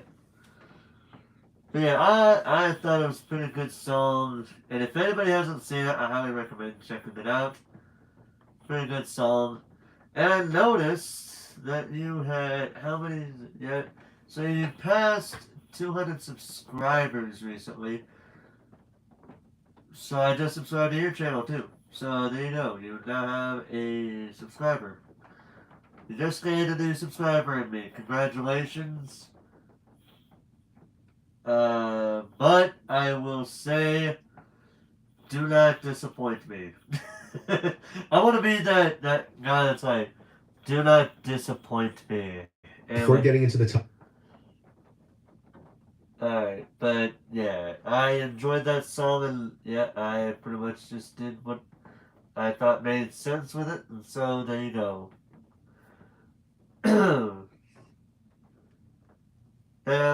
Now I'm gonna be giving these song recommendations, like just song recommendations on my recommended now that I said that. Now that I watched it, it's gonna be bombarding me with them. Like, I wouldn't, yeah. Anyway, so let's take a listen. You know what? I've already seen this video like 3 times, but I want everybody else to watch it. Like, listen to it. Oh my god, Pants' Pajamas finally uploaded! So, this is being a YouTuber It's been Ruined so... My Health by Pantsless Pajamas. She is an animation YouTuber. She has posted some serious things on her channel, whether she has privated them or if not deleted them or not. Either way, I remember when I first watched her content, I thought she did pretty good. I liked her content, and so this is the very first video of hers that she posted in 2023. Let's take a listen to it. Oh my god. Pants' Pajamas finally uploaded! It's been so long! I can't wait to see what it's about. Don't leave, I can explain. Hey there, bedheads. It's PJ, and this probably feels And just so you know, if you listen to the background music, it is basically Phoenix Wright Ace Attorney music, and I absolutely love that game. I love that series. One of my all-time favorite video game series ever. For a game that is not aimed at kids, I really enjoy playing those games. And I've played 1 and 2, and I was trying to get into 3, but I got rid of my 3DS before I could even play it. I did play Dual Destinies, never played Spirit of Justice, never played Apollo Justice Ace Attorney, never played the Miles Edgeworth spin-off games, nor the Great Ace Attorney Chronicles series that they had. But I want to get them. I want to get every little bit of them as I could. Even though I know that Investigations 2 is not been released in America, I really would love to see them release Ace Attorney's Investigations 1 and 2 for North American audiences so you can finally play those freaking games. I know I'm overrated a little bit, but I freaking love this series, and I want to see every little tidbit released in North America, and not all but one or two games. I mean, heck, they released the Great Ace Attorney Chronicles, which were seemingly Japan exclusive, so what's to say they won't release Investigations 1 and 2 together in the future? I swear to God, if I actually called that and it actually happens, they announced it this year, I don't know what to do. I don't know what I'd do. Because I've actually been like, you know, I've had my moments of calling things before they happen without looking at leaks and things. But yeah, because even if I wanted to look up leaks, they don't ever show up for me. Like, literally, I'll hear, oh, did you hear about this leak? And I'm like, no, I heard no such thing. And they still talk about it, and I'm like, and I don't care either. I want to hear it when it's announced, not when it's leaked. Because I hate when people do that. It makes it bad. Anyway. different than what most people are used to. I'm obviously not using... Don't leave, I can explain. Hey there, bedheads. It's PJ, and this probably feels a lot different than what most people are used to. I'm obviously not using the best mic or throwing on the best visuals. I'm not even recording multiple takes, to be honest. I'm kind of just going for it. But this is just something that I wanted to create with the start of the new year, and something that I felt I needed to be honest about before I continued creating content anymore. Being a YouTube creator really worsened my health. Now, I won't sit here and act like being a YouTuber is inherently something that is gonna ruin you and that... I want to point out, why did you have to do the flat line? I mean, I understand it's to make a point, but still. Anyway. Never do it. Nor am I gonna be dramatic and be like, YouTube is a pathetic, garbage platform that took everything from me, and it can suck my dick. I'm just saying that being a YouTuber, or more specifically being an animated storytime channel, is just really physically taxing on me specifically. For those unfamiliar, hey, I'm PJ, and I have a lot of health issues. The main offenders being PCOS, GERD, and tendinitis in every limb, which is all just a fancy way of saying I am constantly in pain. And to top it off, my mental health is, pardon my French, a pile of shit. I'm pretty much having to look into an OCD diagnosis because my anxiety is thoroughly violating my brain. And sadly, being a YouTuber is only exacerbating all of these issues. To be fair, I've always been sick, just as I've always teetered on being poor, but neither reason was ever the motivator for me becoming a YouTuber. I just did it because I didn't really have anything else going on in my life at the time. I had been kicked out of college, and no jobs would accept me when I applied. Even the ones that I got through knowing the right people who promised they'd hire me didn't pan out. In fact, pretty much everything I tried just hit a wall. And while YouTube could have been a tool I used to dig my way around, I really only pursued it for the sake of entertaining my mind while I looked into solutions that would better my life. But of course, to my surprise, YouTube went well. This literal spur-of-the-moment thing that I pursued with hardly any motivation at all led me to getting a monthly income. I hit over 100k subs. Heck, I got over 500,000. I met the most diverse group of people. I went to places I had never been. YouTube is what gave me my daily meals, my wardrobe, my cat, my apartment, my life. And I was grateful. I still am. But every cloud has its silver lining, and mine was becoming unavoidable. YouTube was doing great, but because I never went into it with the pursuit of achieving greatness, the dilemma became, how do I keep that greatness going? And in trying to find the answer, I set the standard up so high for myself that I couldn't reach it. Every time I tried to do more, and every time I got discouraged when I felt the numbers didn't properly reflect the effort. I know people don't know me for my animation or crisp audio. Was that really necessary? Probably, but still. I tell stories in length and how well I can draw, which is wonderful, but when you're just one person, making all those pretty long videos can be exhausting and does require a lot of effort. As you know, I could only imagine that feeling because I've never been an animation YouTuber or an animation person my entire life, but I do know of a person who does know that lifestyle, probably. So, and I say probably because I feel like he's probably like me, where I do YouTube as a pastime. He probably does it, and like he has his own reasons for doing YouTube, of course. But he does have a life outside of YouTube, where it's probably like me, where he doesn't really need to rely on YouTube too much to make money. And I say probably because, again, I don't know him personally, but I do know him enough to possibly make potential guesses about him. But not actually making it seem like I know every little detail about him, because I don't know every little detail about him. Anyway.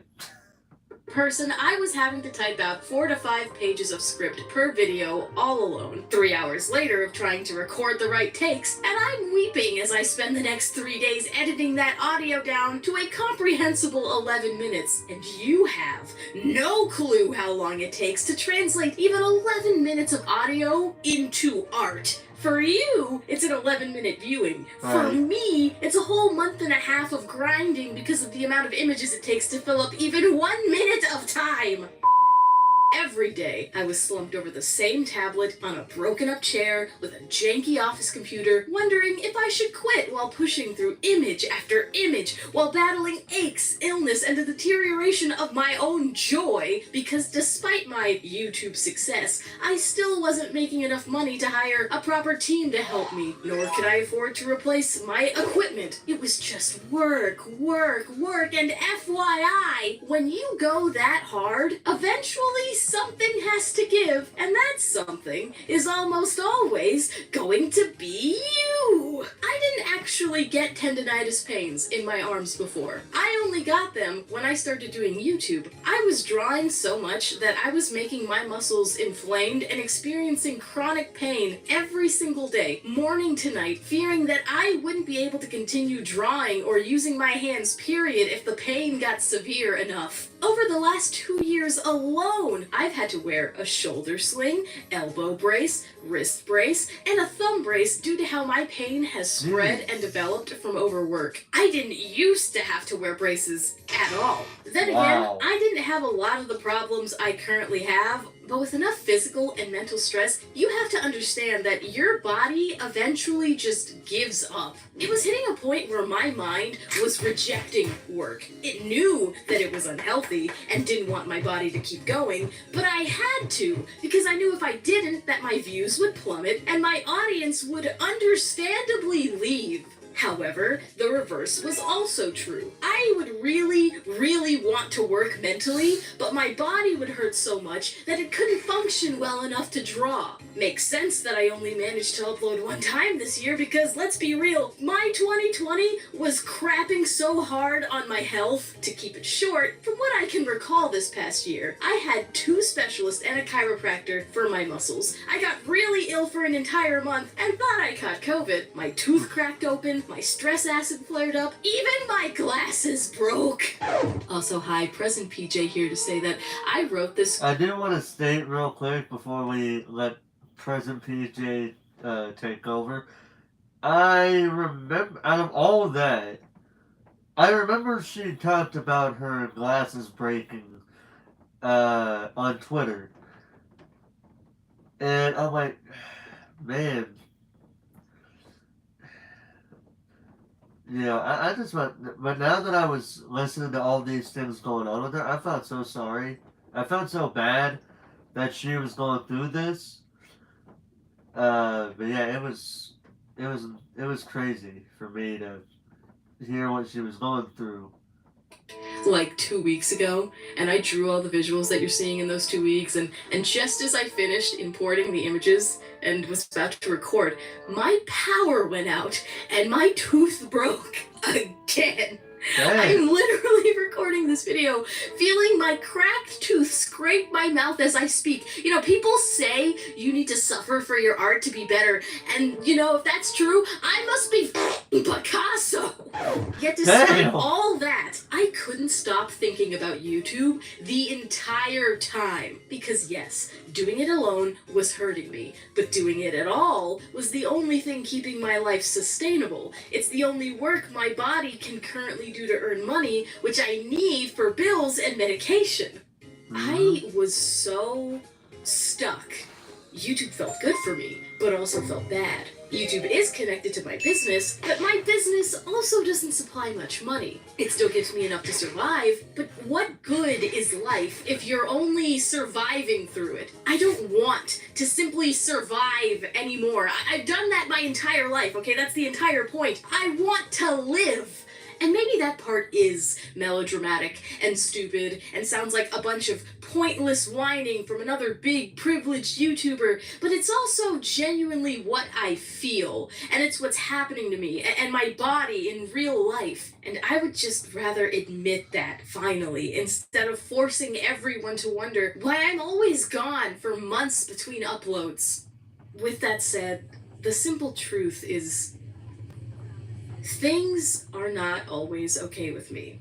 They're never as okay as I'd like to claim them to be, and having the relationship I personally have with YouTube makes me feel less okay. So what's it all mean for me? For the channel? I honestly didn't know what conclusion I'd come up with by the time I finished this video. I've gone back and forth with it so much over the past few weeks, like I would literally keep rewriting the ending of the script over and over because I didn't know how I felt. But I think I know now. And I still love YouTube. I know, the masochism is so real. But seriously, I do. I love it. I love the people I know. I love creating. I loved creating this video even. Like, I was hurting throughout the whole thing, and yet I loved it more than I thought I would. And I don't want to quit. I mean, I'm hardly in a position to quit anyway, but I genuinely don't want to yet. I still have stories to tell. I still want to make people laugh. I want to hit 1 mil. I know I probably won't, but I can dream. 2023 is going to be a challenge, but I want to make up for all the lost time and learn to approach YouTube in a healthier way. I need to accept that I created a lot of the problems I am currently facing because I went into this whole thing so unprepared. And I think by acknowledging that, I can take hold of everything responsibly. I'll manage my money, purchase things to improve my workflow, maybe even snag a secondary job to properly hire a team. Obviously, I can't go on doing YouTube forever, but just for a little while longer, I really want to do my channel the right way and enjoy it to its fullest. So to answer the question, no, I don't quit. Just please don't quit on me either, bedheads. Anyway, Happy New Year, good night, sleep tight, and don't forget to follow your dreams.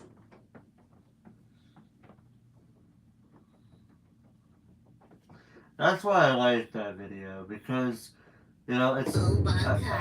I always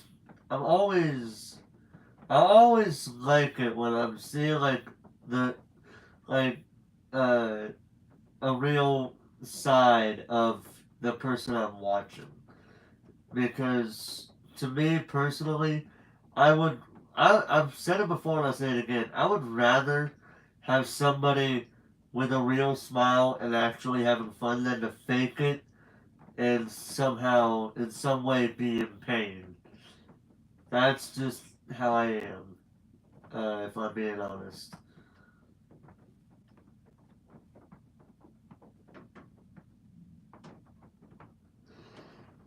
Oh man, I'm tired. What time is it anyway? Hold on a second here. Let me see. What?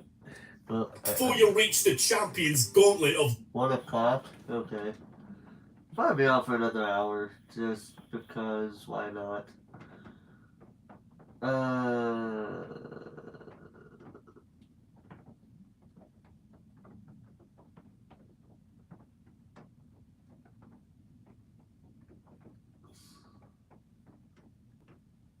What's this?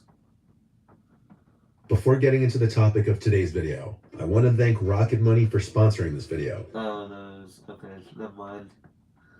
Because this is about horrifying haunted houses that take it too far. We probably should not be watching that, probably. Probably not the best ideas.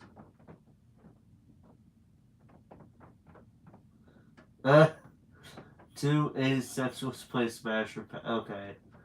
Yeah, we're not watching that. Can I? Thank you. Yeah, we're not doing the Alec Baldwin impersonating Trump. So many people.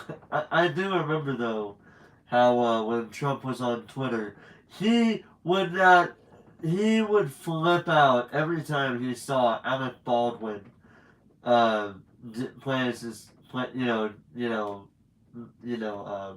parody him, and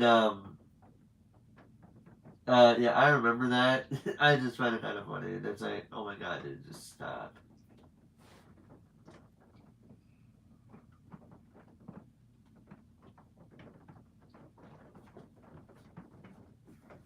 Oh wait, what's this? Oh, I gotta see this. What's this about? 1,000 Pokemon.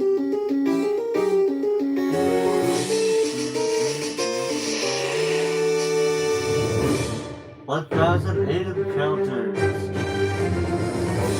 Bulbasaur, Charmander, these are all the starters. 24 starters. 25.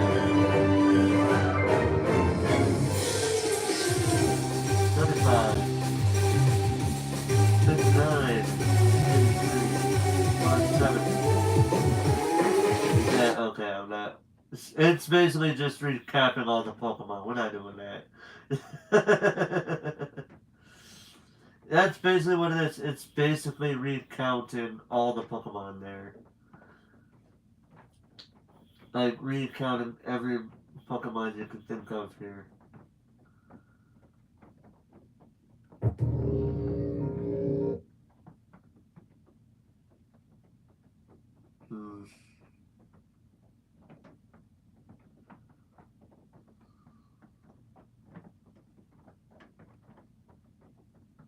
You know what? I want to hear this. I want to see what do they consider? What does this person consider the best levels in Mario games? Recently, I made a video titled The Worst Level in Every Mario Game, which turned out to be one of the fastest growing videos on my channel, so I knew I had to create a follow-up. Now honestly, finding those terrible levels was a lot harder than it seems, as Nintendo really has a knack of creating some very unique and interesting stages that go down as the all-time best when compared to any other platforming game. Now if you guys don't know, my name is Copycat, and welcome to the best level in every Mario game. Just like the last video, the choices on this list can be subjective, so if there's any of your favorites that I left out, then please let me know in the comments below. Also, if you haven't yet, please subscribe to my channel while hitting that bell button to stay notified when I upload new videos. Although there are many classic levels to choose from in the original Super Mario Bros. Game, the best in this one has to be the first World 1, Level 1. This is where Nintendo really... Oh yeah, just because it happens to be the one that teaches you the basics of the game. Of course it would be. Of course it'd be the one that teaches you the basics of the game. Their name on the map and transition from a good arcade game company to a premier video game company. This level has a perfect balance of enemies, platforms, and when combined with the secret sub-area gives new players a perfect idea of how the game operates moving forward. Of course nowadays almost everyone could play this level blindfolded, but I'll always remember the first time I played it, reaching the flagpole at its end and feeling fresh and accomplished with what I just achieved. Out of the 3 original Super Mario Bros. Games, I would say Super Mario Bros. 2 was the one I played the most, and I always thought level 4-1 was the best. There's just something very satisfying about using Toad on the icy platforms to dodge the flurry enemies, and having to end each section using the rocket ship was just the icing on the cake. Now this is a relatively short level when compared to others in the game, but I'll always remember the confusion I had when I first encountered the Shy Guys riding on the auto bombs. This enemy is something that definitely needs to be revisited in a new Mario game. In terms of choosing a best level, I have to say Super Mario Bros. 3 was the hardest in the franchises. Almost all of them come across as instant classics. However, if I had to pick one, it would have to be the World 2 Quicksand level. That's because this particular level introduces Mario fans to the Angry Sun, who descends from the sky from Oh yeah, the one enemy that is considered one of the scariest enemies in Mario games. time attacking you. This was a huge surprise to everyone when it first happened to them, and oddly enough, the sun doesn't make another appearance until Super Mario Maker. The best level in the Japanese version of Super Mario Bros. 2, or the Lost Levels in North America, has to be World 3, Level 4. Not only is this level the best in the game, but it's also one of the hardest, as it has a very interesting mechanic of sending the player back to the start if they choose the wrong path. With some trial and error, this isn't too hard to figure out, but I just remember playing this one for the first time as a young kid, getting very confused thinking that my game was glitched out. Back in the day, it actually wasn't released in North American markets as it was deemed too hard, but nowadays it just comes off as a fun challenge. In Super Mario Land, its last level is by far its best, as it puts Mario in the cockpit of a plane and gave the player an opportunity to defeat the final boss while airborne. This level has absolutely everything. Parts that are hard, challenging platforming, and overall in its entirety it's just tons of fun. I hope Nintendo eventually decides to revisit this flying mechanic in a later game, as I feel like that's something missing from modern Mario games. Super Mario World was another game that was hard to choose the best level from, but in the end I settled on Special World Awesome as it just comes across as, well, awesome. Almost every platform in this level is covered in ice. Koopas kick their shells at you, Bonsai Bills try to hit you, and Cheep Cheeps fly towards you from the bottom of the screen. You have to constantly keep moving to avoid the erratic and almost unpredictable ways enemies come hurling towards you. When you finally beat it, you'll definitely feel a lot of relief and satisfaction. Yeah, but from what we're seeing, you would also have to avoid going too fast because you could accidentally slip and fall off the ice platforms. Of the levels in Super Mario Land 2, 6 golden coins are huge standouts. The Pumpkin Zone is probably the game's best because of its eerie feel. There's a haunted cemetery stage, a haunted schoolhouse stage, and one that takes place in a witch's hut before you have to face her as the final boss. Levels in this game don't really equate to much of a challenge, but at least the fun, spooky theme makes this zone a blast to play. Super Mario 64 is jam-packed full of interesting levels, from the classic Bob-omb Battlefield to the extremely trippy Tick-Tock Clock. However, the absolute best level in this masterpiece of a game has to be Big Boo's Haunt. This level is very unique even down to its entrance, as it's the only one in the entire game that isn't accessed by a painting or a pipe. To get into it, you have to ground pound a very specific Boo who's holding the entire level within it. Within the level itself, there are two parts: a shed off to the side that leads to the basement, and the main haunted mansion, which is basically a maze full of hidden rooms, spooky objects, and Boos who want to kill you. There's also an incredible boss fight against the Big Boo on top of the balcony, which is no easy feat. Oh yeah, it would be easy if they didn't put the star up on the roof. About Super Mario Sunshine that almost everyone agrees on are the levels, but there is one really good one in Noki Bay.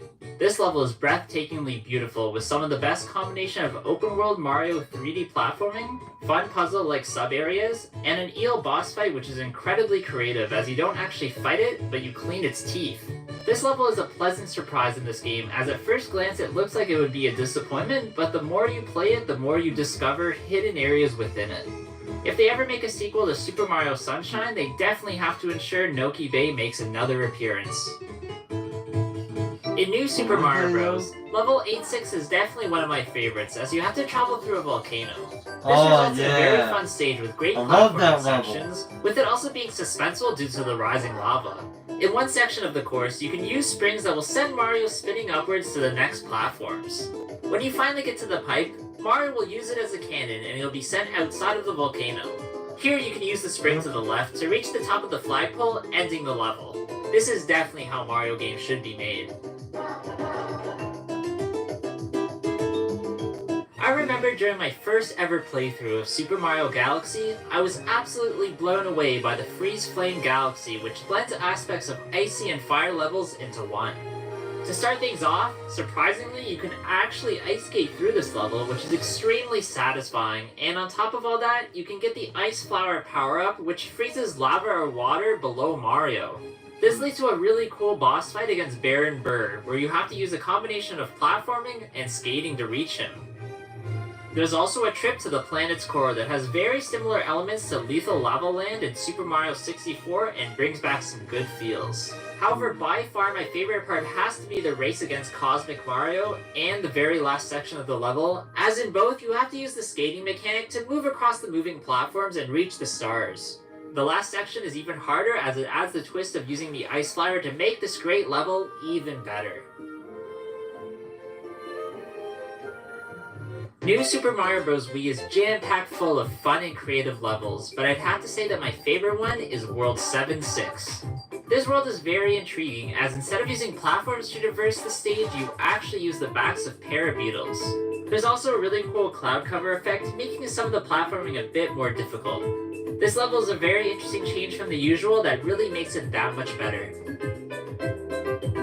Super Mario Galaxy 2 was filled with some absolutely amazing levels, but none were better than the Cosmic Cove. This level really changes every notion you've ever had about Mario underwater courses. And what I really like the most is that getting around underwater is a lot easier, as now you just have to use the green shell to traverse. This level is full of unique sections, including a very meta 2D part which feels a lot like their inspiration for future 3D titles.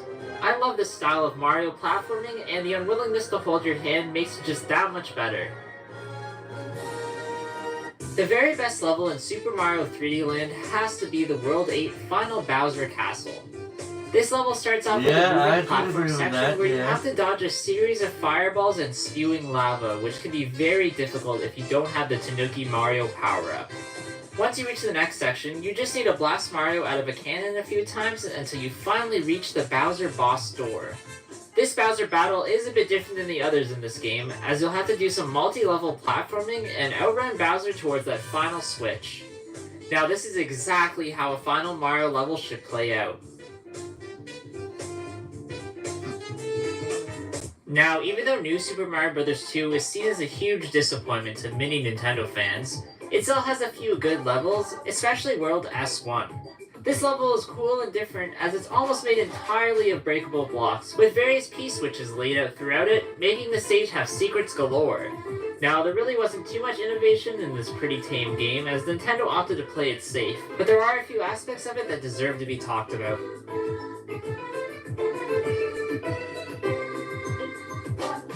In New Super Mario Bros. U, there are many creative levels that deserve to be in this video, but in the end, I'm gonna have to pick World 5-4 as it's the very best. This level is straight up trippy and looks more like an oil painting that Mario has to platform through rather than in a video game.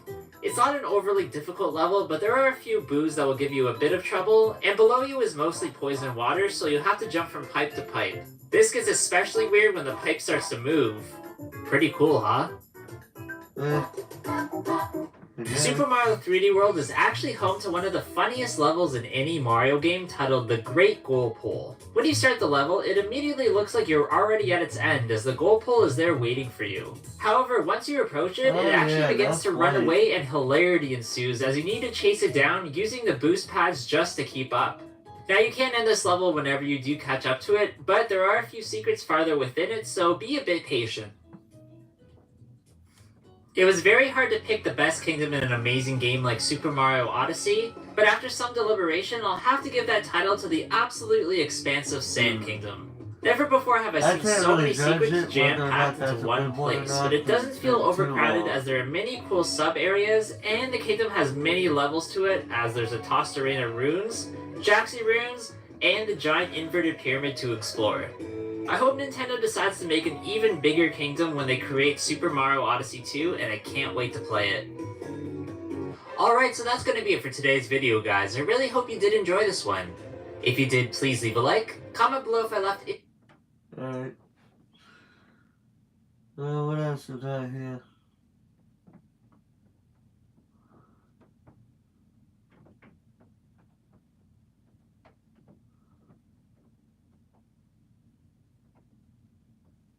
I wish you could pause and look at this.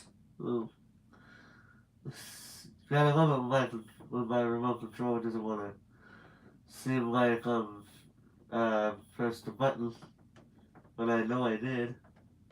Yes, I know you didn't. No, but yeah, I did. Yes, I know you didn't. Oh my god, just shut up. Yes, I did.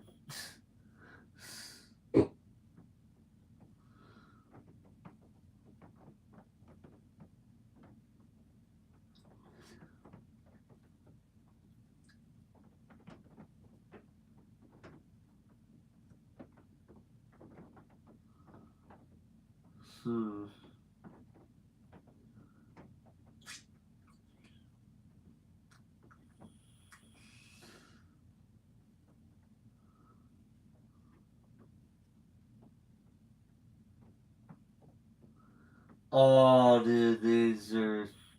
Oh, I love those videos here. We gotta watch these ones. Hold on, I'm actually gonna go ahead and get something to drink over it.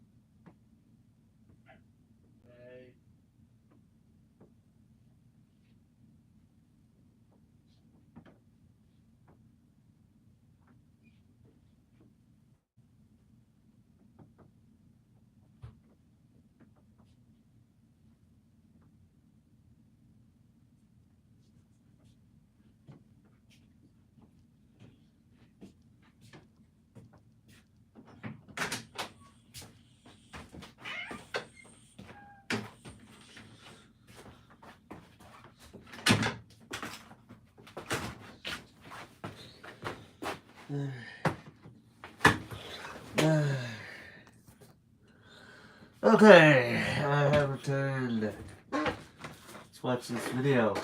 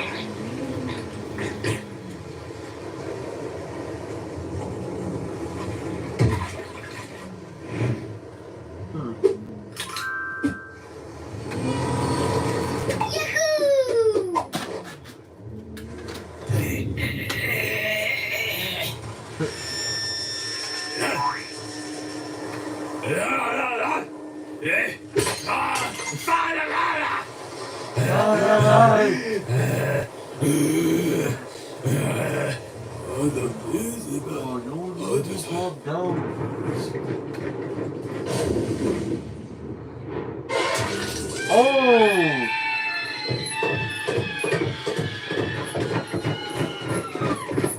Get him! Yes, sir. Oh, let's go. Come on.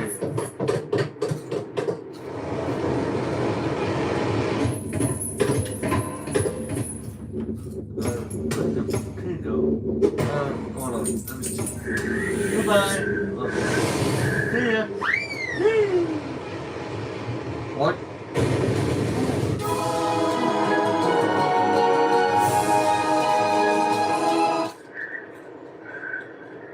That's a banana.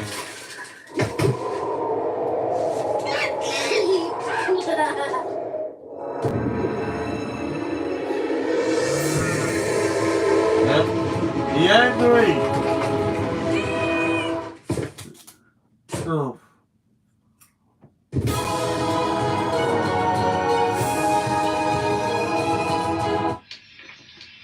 Look at this fish. Uh-oh. Hey. Oh. Really, Zuko?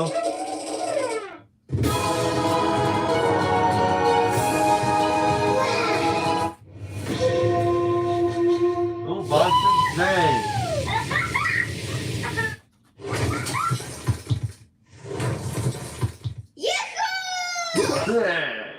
Whoa, bro. That's not creepy at all.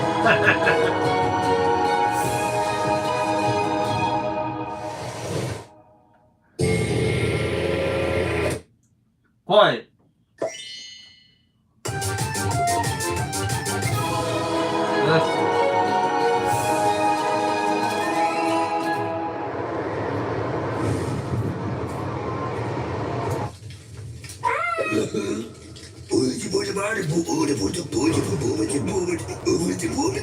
That's what it finds out about Joseph's comment.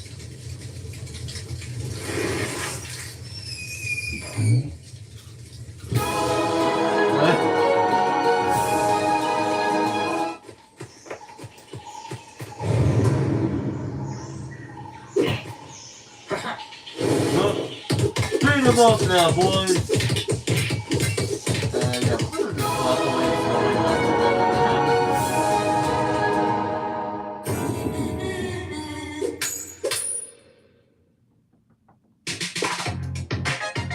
Yep. Yep. Hi.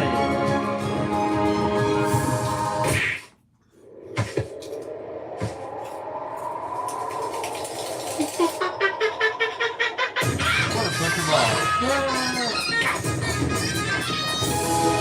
Okay then.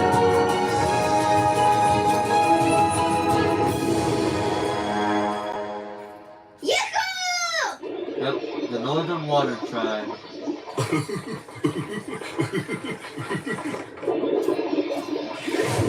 Whoa.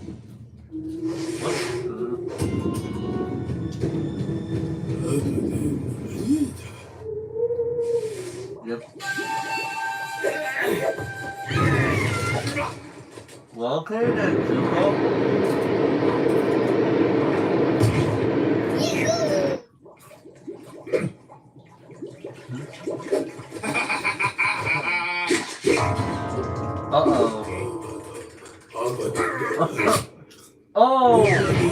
Oh, he got so bad.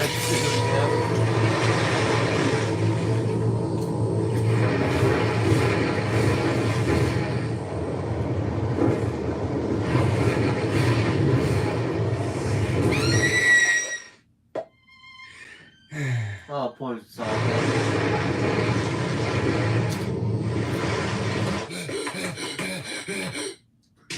Oh,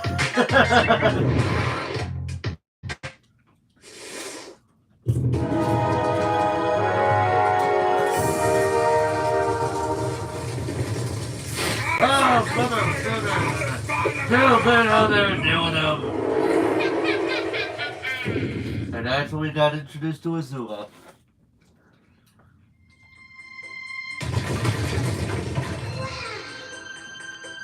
Yep. That's how we got introduced to Azula.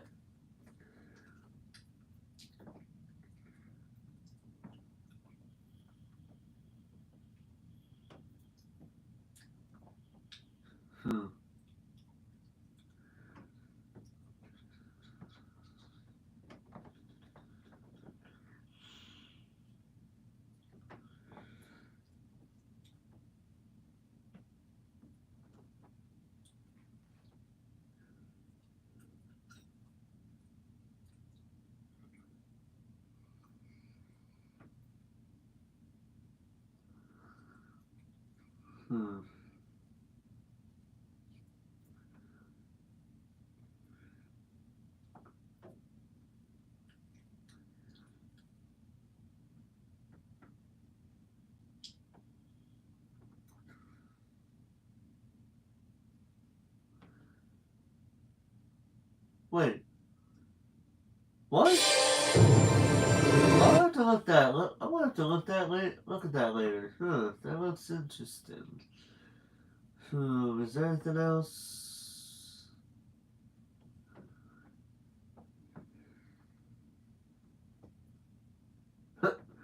Combat Kids. Mortal Kombat begins. Whatever you say, man.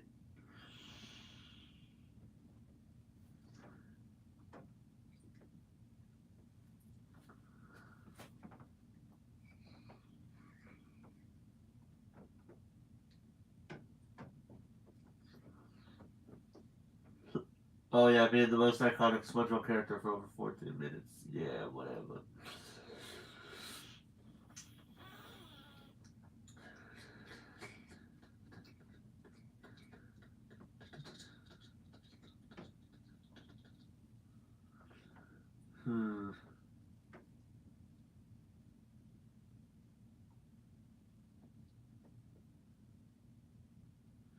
Let's see here.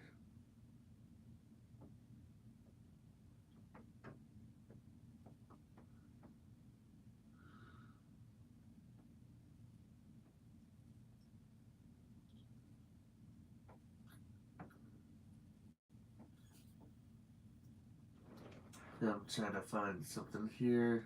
Hold on.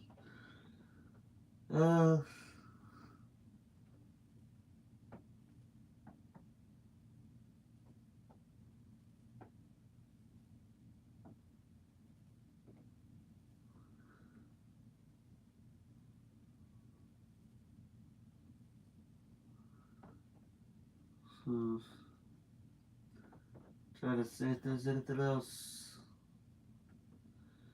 to watch.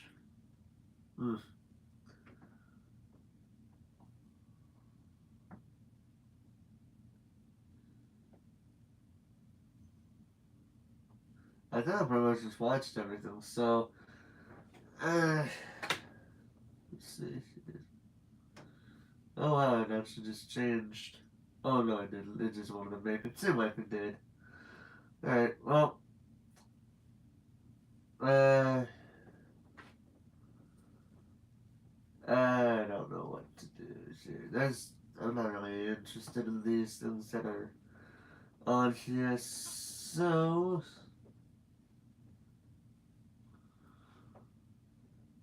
Hmm.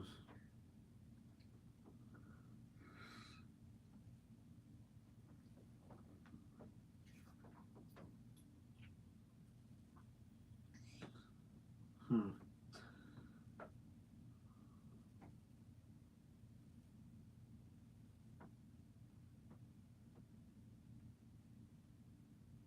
I think Professor Elm is such a nerd. Hmm. Alright.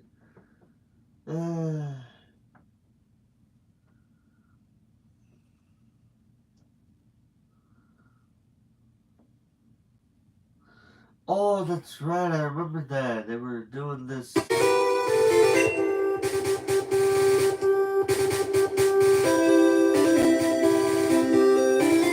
Yeah, I remember they did the episodes there.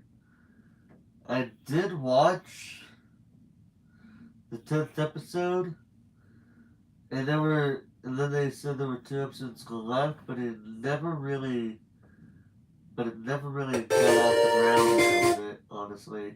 I remember, I we haven't really seen the last episodes yet. I'm not sure if he's still doing anything with it, but I do remember watching the latest episode from 5 months ago. I honestly thought it was a pretty good episode for what we had. Has anyone?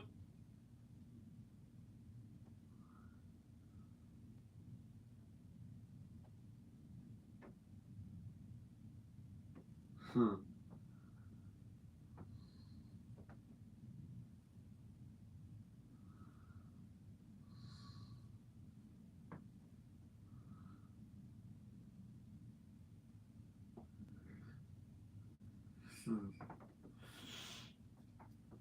Yeah, still trying to find something trying to potentially find something to watch.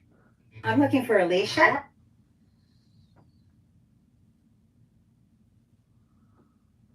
Hmm.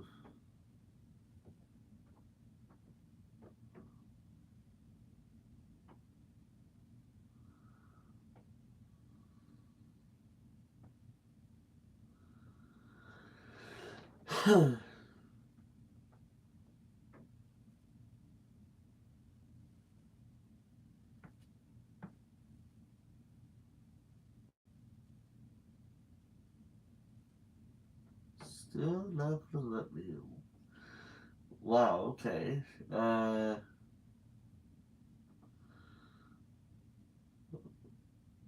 then I guess we'll do the house party stories then, I guess. I don't know.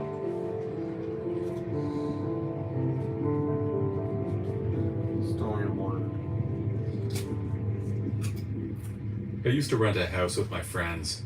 There were 4 of us in total. There was me, John, Alan, and Sebastian. We were in our last year of college, and we had been living together for almost 3 years at that point. I went to a large college. There were over 20,000 undergraduates there, so it was not uncommon to meet new people, even though I'd been there for a long time. Our house was a half duplex, and it was 15 or 20 minutes from the school by foot. The main floor had a great big open area in the living room where we had a few couches. The bedrooms were upstairs, and there was only one bathroom, which was upstairs as well. Yep, There was also a basement, but it was unfinished, and it was kind of a disaster with all the junk that we'd accumulated. There was also a small backyard, which was closed off with a tall wooden fence. There was a sad, patchy lawn of grass back there. It was not even enough that we needed to mow it. Nobody really went back there anyway. Not usually. Our neighbor was an older guy named Jake. He had the other half of the duplex.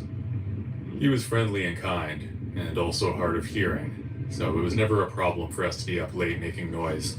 I don't think he even noticed. We decided to have a house party one night. It was close to the end of the school year, and we wanted one last chance to celebrate before graduation. Right.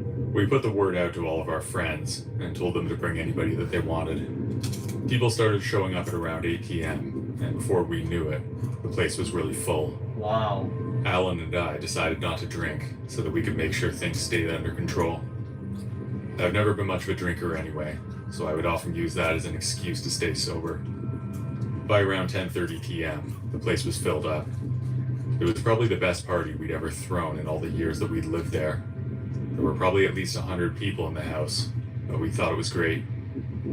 There were no fights or anything, just a lot of people having a good time. Although I was enjoying the party, I was getting pretty hot.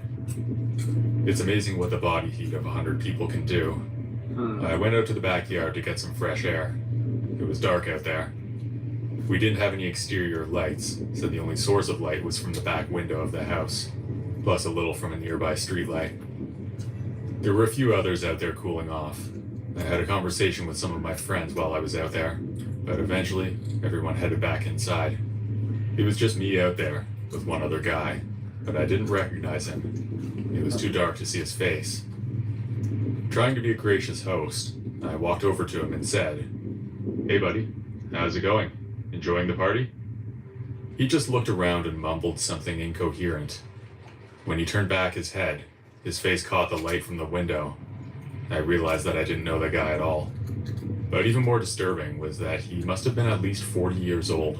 Whoa. Keep in mind that we were all college students. The oldest among us was probably 25. The guy had a thin brown and gray beard, deeply recessed eyes, and leathery, wrinkled skin. He wore a black wool hat and was around my height, which is 6'2". We did tell our friends to bring anyone, but it was hard to imagine who this guy could have been friends with. I knew that, but I didn't want to be rude, so I simply wished him a good night and went back into the party. I had all but forgotten about that guy minutes after getting back inside, and I didn't see him again during the party. Not inside or out. By around 2 a.m., everyone had left. Sebastian and Greg went straight to bed, but Alan and I stayed up to bag up some of the empties. We also did a sweep of the house to make sure that nobody was left behind or passed out somewhere. Right.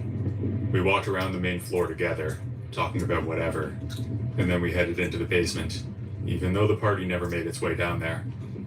We just took a quick look, but it was such a mess that we couldn't really see much. Wow. We figured it didn't matter though, because there was really no reason for anyone to go down there at all. After that, we locked the doors and headed to bed. I put on a movie on my laptop and fell asleep watching it. I awoke in the middle of the night to an ear-piercing scream from next door.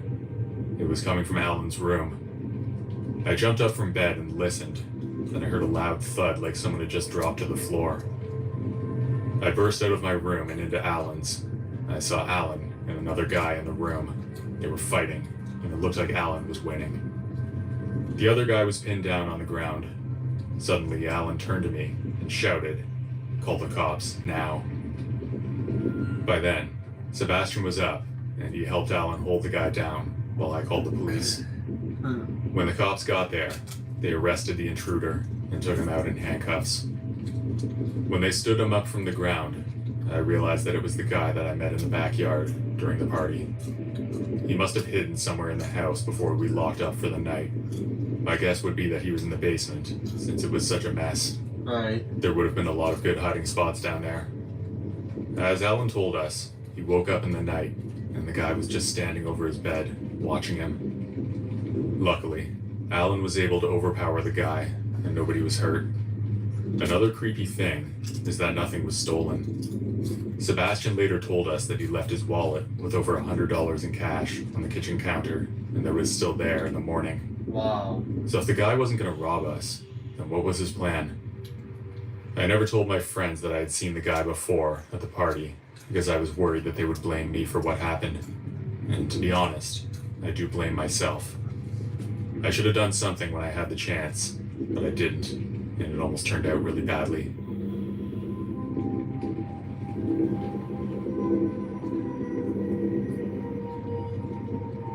I'm a 19-year-old woman who lives in a fairly small town in West Midlands, England. I won't say which town because I'm afraid somebody might actually find out where this story takes place. During the Christmas holidays in 2022, one of my good friends named Charlie, who I've known for a decade now, texted me one day to invite me to a party that would be taking place at her house. The whole house was free because her parents were away for a couple of days at a family member's place. This wasn't meant to be a Christmas party or anything. It was just one of those rare parties that you can have when your parents are gone for a bit. Right. The day after she invited me, the party started at around 5 p.m. It was already dark outside because it was winter. When I got there, literally at the start of the party, the house was filled with lots of people. Wow. They were mostly young teenagers and people I didn't even know. I later found out that Charlie didn't know most of them, because most of them were friends of friends. Yep. They were also at the party because Charlie told everyone to bring as many friends as they wanted. Yep. Even though there were all these strangers everywhere, it seemed like she didn't mind. There was a lot going on in that place. Most people were already super drunk, just an hour after the party started. Jeez. Everyone was dancing and shouting, and just having a good time. Some people, however, seemed really inappropriate, and some fights did break out throughout the night. Me, Charlie, and another good friend, Olivia, just sat on the sofa in the living room. We ate food and drank too, but I made sure not to drink too much because I didn't want to get drunk, especially in a place like this with people I didn't know. A few hours into the party, I was still in the same spot. I looked over to the left of the room and past a few of the people standing around. I saw a guy sitting on a chair on the other side of the room, just staring at me. As soon as he realized that I saw him looking at me, this big disturbing smile appeared on his face. He continued to stare. He gave me this strange wave by wiggling his fingers, and he simply stood up and walked away to a different room while still staring at me. That's creepy. I was weirded out by this. Yeah. And I also thought to myself, well, maybe it's someone I know, but don't recognize. Because after all, I didn't see his face that well, and his hat created a shadow over most of his face.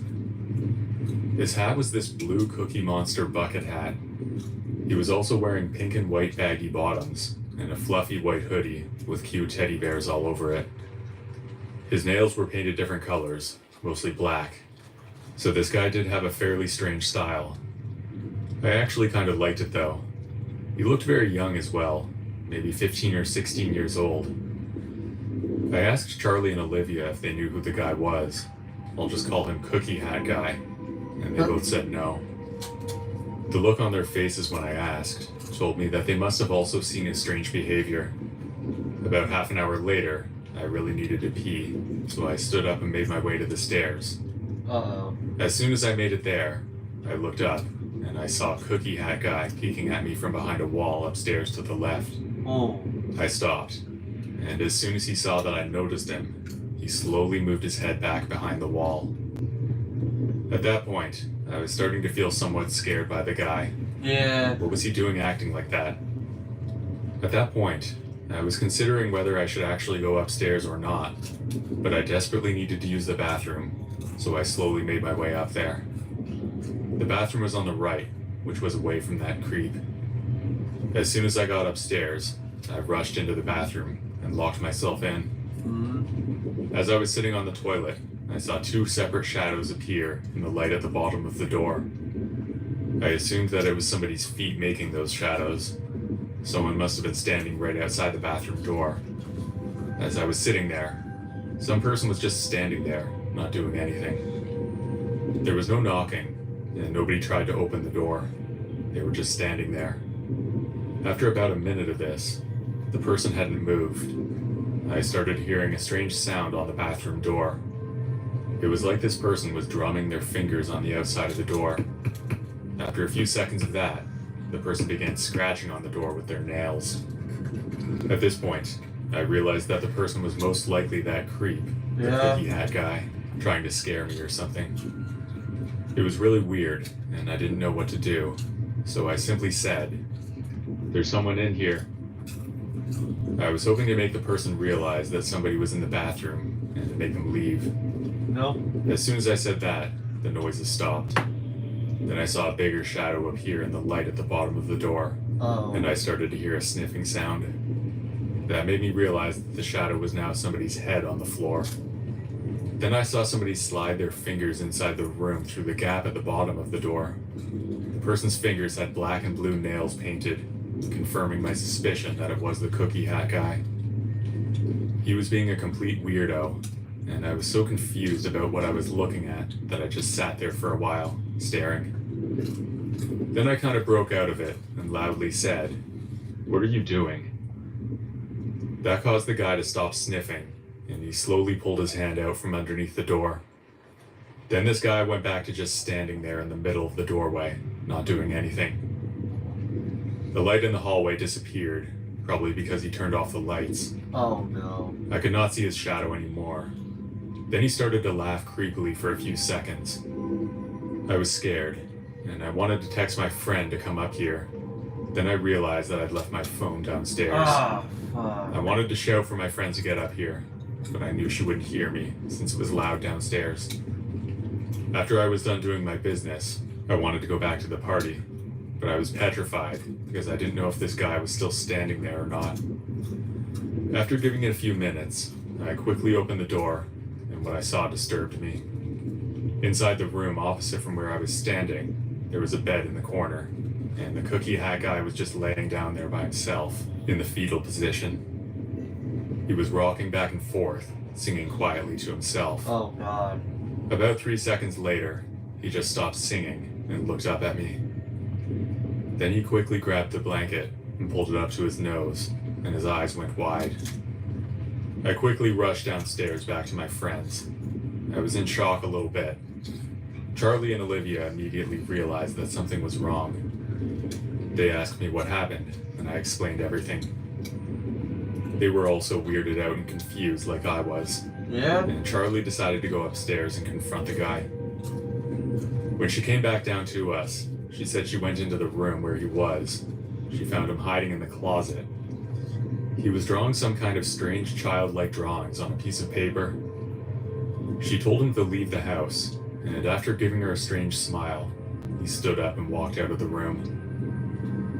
After a few minutes, Olivia and I started walking into the kitchen to get some more food from the fridge. As soon as I stepped inside, I could not believe what I saw. I saw the cookie hat guy, acting like a completely normal person. He was just standing there having a laugh and joking around with some other guys. Oh He geez. was very well spoken and seemed very smart. I was so confused because the way he was acting upstairs was completely different. And now he was down here where people were, being a completely different person. Yep. He didn't notice me because of how loud it was, because of how many people were there, crowded into the room. I got some food and went back into the living room. I was thinking to myself, now that this guy's being so normal, I wanted to go in and ask him why he was acting so weird before. Maybe it was just like a stupid prank, but for some reason, I didn't feel comfortable going up to him. I wouldn't either.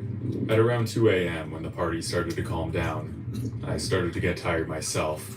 I went upstairs to the guest room to get some sleep. I fell asleep, but I was woken up by someone touching me. When I finally realized what was going on, I saw the cookie hat guy slowly brushing his hand through my hair. Oh god. I jumped up and began to scream, and then he started to run downstairs. I heard the sliding door in the kitchen leading outside open and shut. Charlie, as well as other people in the house, heard me screaming and rushed into my room. They asked what was going on, but I was literally speechless and shaking with fear. I begged Charlie to call me an Uber to drive me home. I really wanted to get away from this weird situation. I couldn't get an Uber myself because my phone was dead. Charlie agreed, and a few minutes later, my Uber arrived. Olivia wanted to come home with me for moral support, so we left together. As soon as the car started to move, it drove past a few trees, and with the window open, I heard somebody from outside saying something. It was like a really loud whisper. I looked out the window, and I saw the cookie hat guy peeking at us from behind a tree. He was hiding, looking straight at me with a big grin as we drove past him. Oh my god. I didn't even turn around to look back at him. I was so shocked by this whole situation, and I wanted to get home. A few days after that night, I began receiving strange gifts like flowers. I was confused at first about who they were from. The fourth gift sent to me was the same Cookie Monster bucket hat that strange guy was wearing at the party. There was also a note saying, Wear this whenever you go out, and we'll look like twinnies. I then realized that the guy from the party, that strange creep, was the one sending me these gifts. What confused and scared me the most was, how did this guy know where I lived? Right now I still live in the exact same house, and it's really nerve-wracking to know that this guy knows my address. I called the police, but they didn't really do much. I gave them a good description of the guy, and included what he was wearing the night I met him. The Cookie Monster bucket hat, the orange circular glasses, teddy bear hoodie, and everything else. I really hope whoever this weirdo is, he will just leave me alone for good.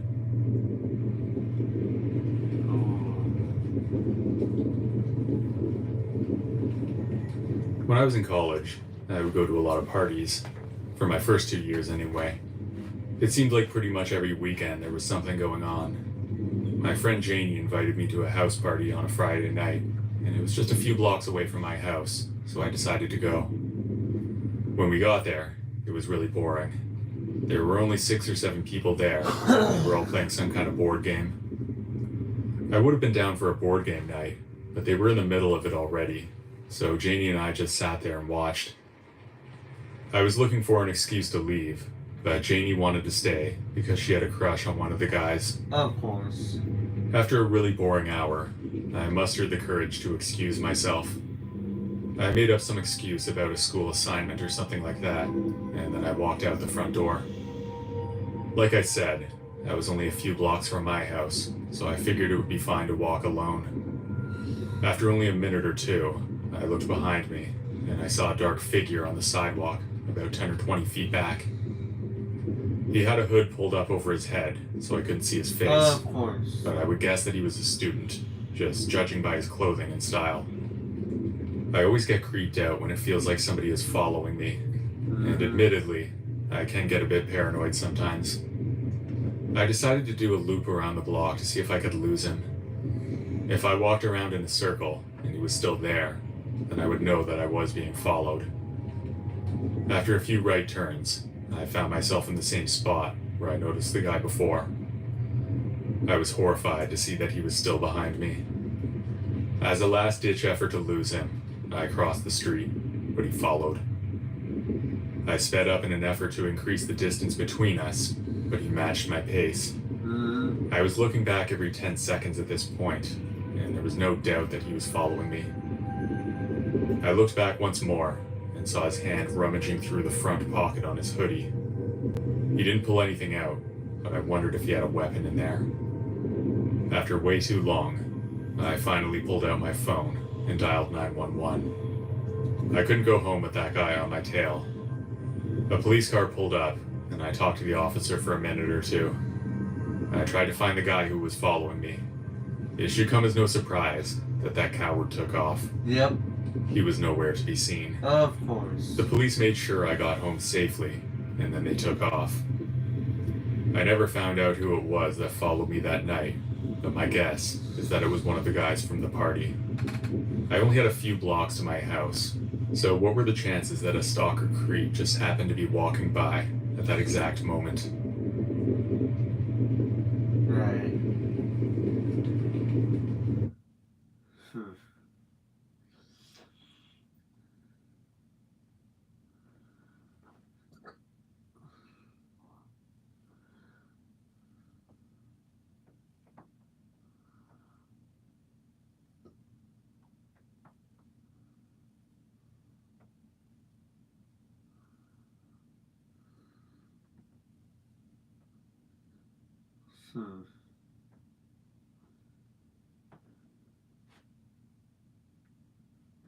Well,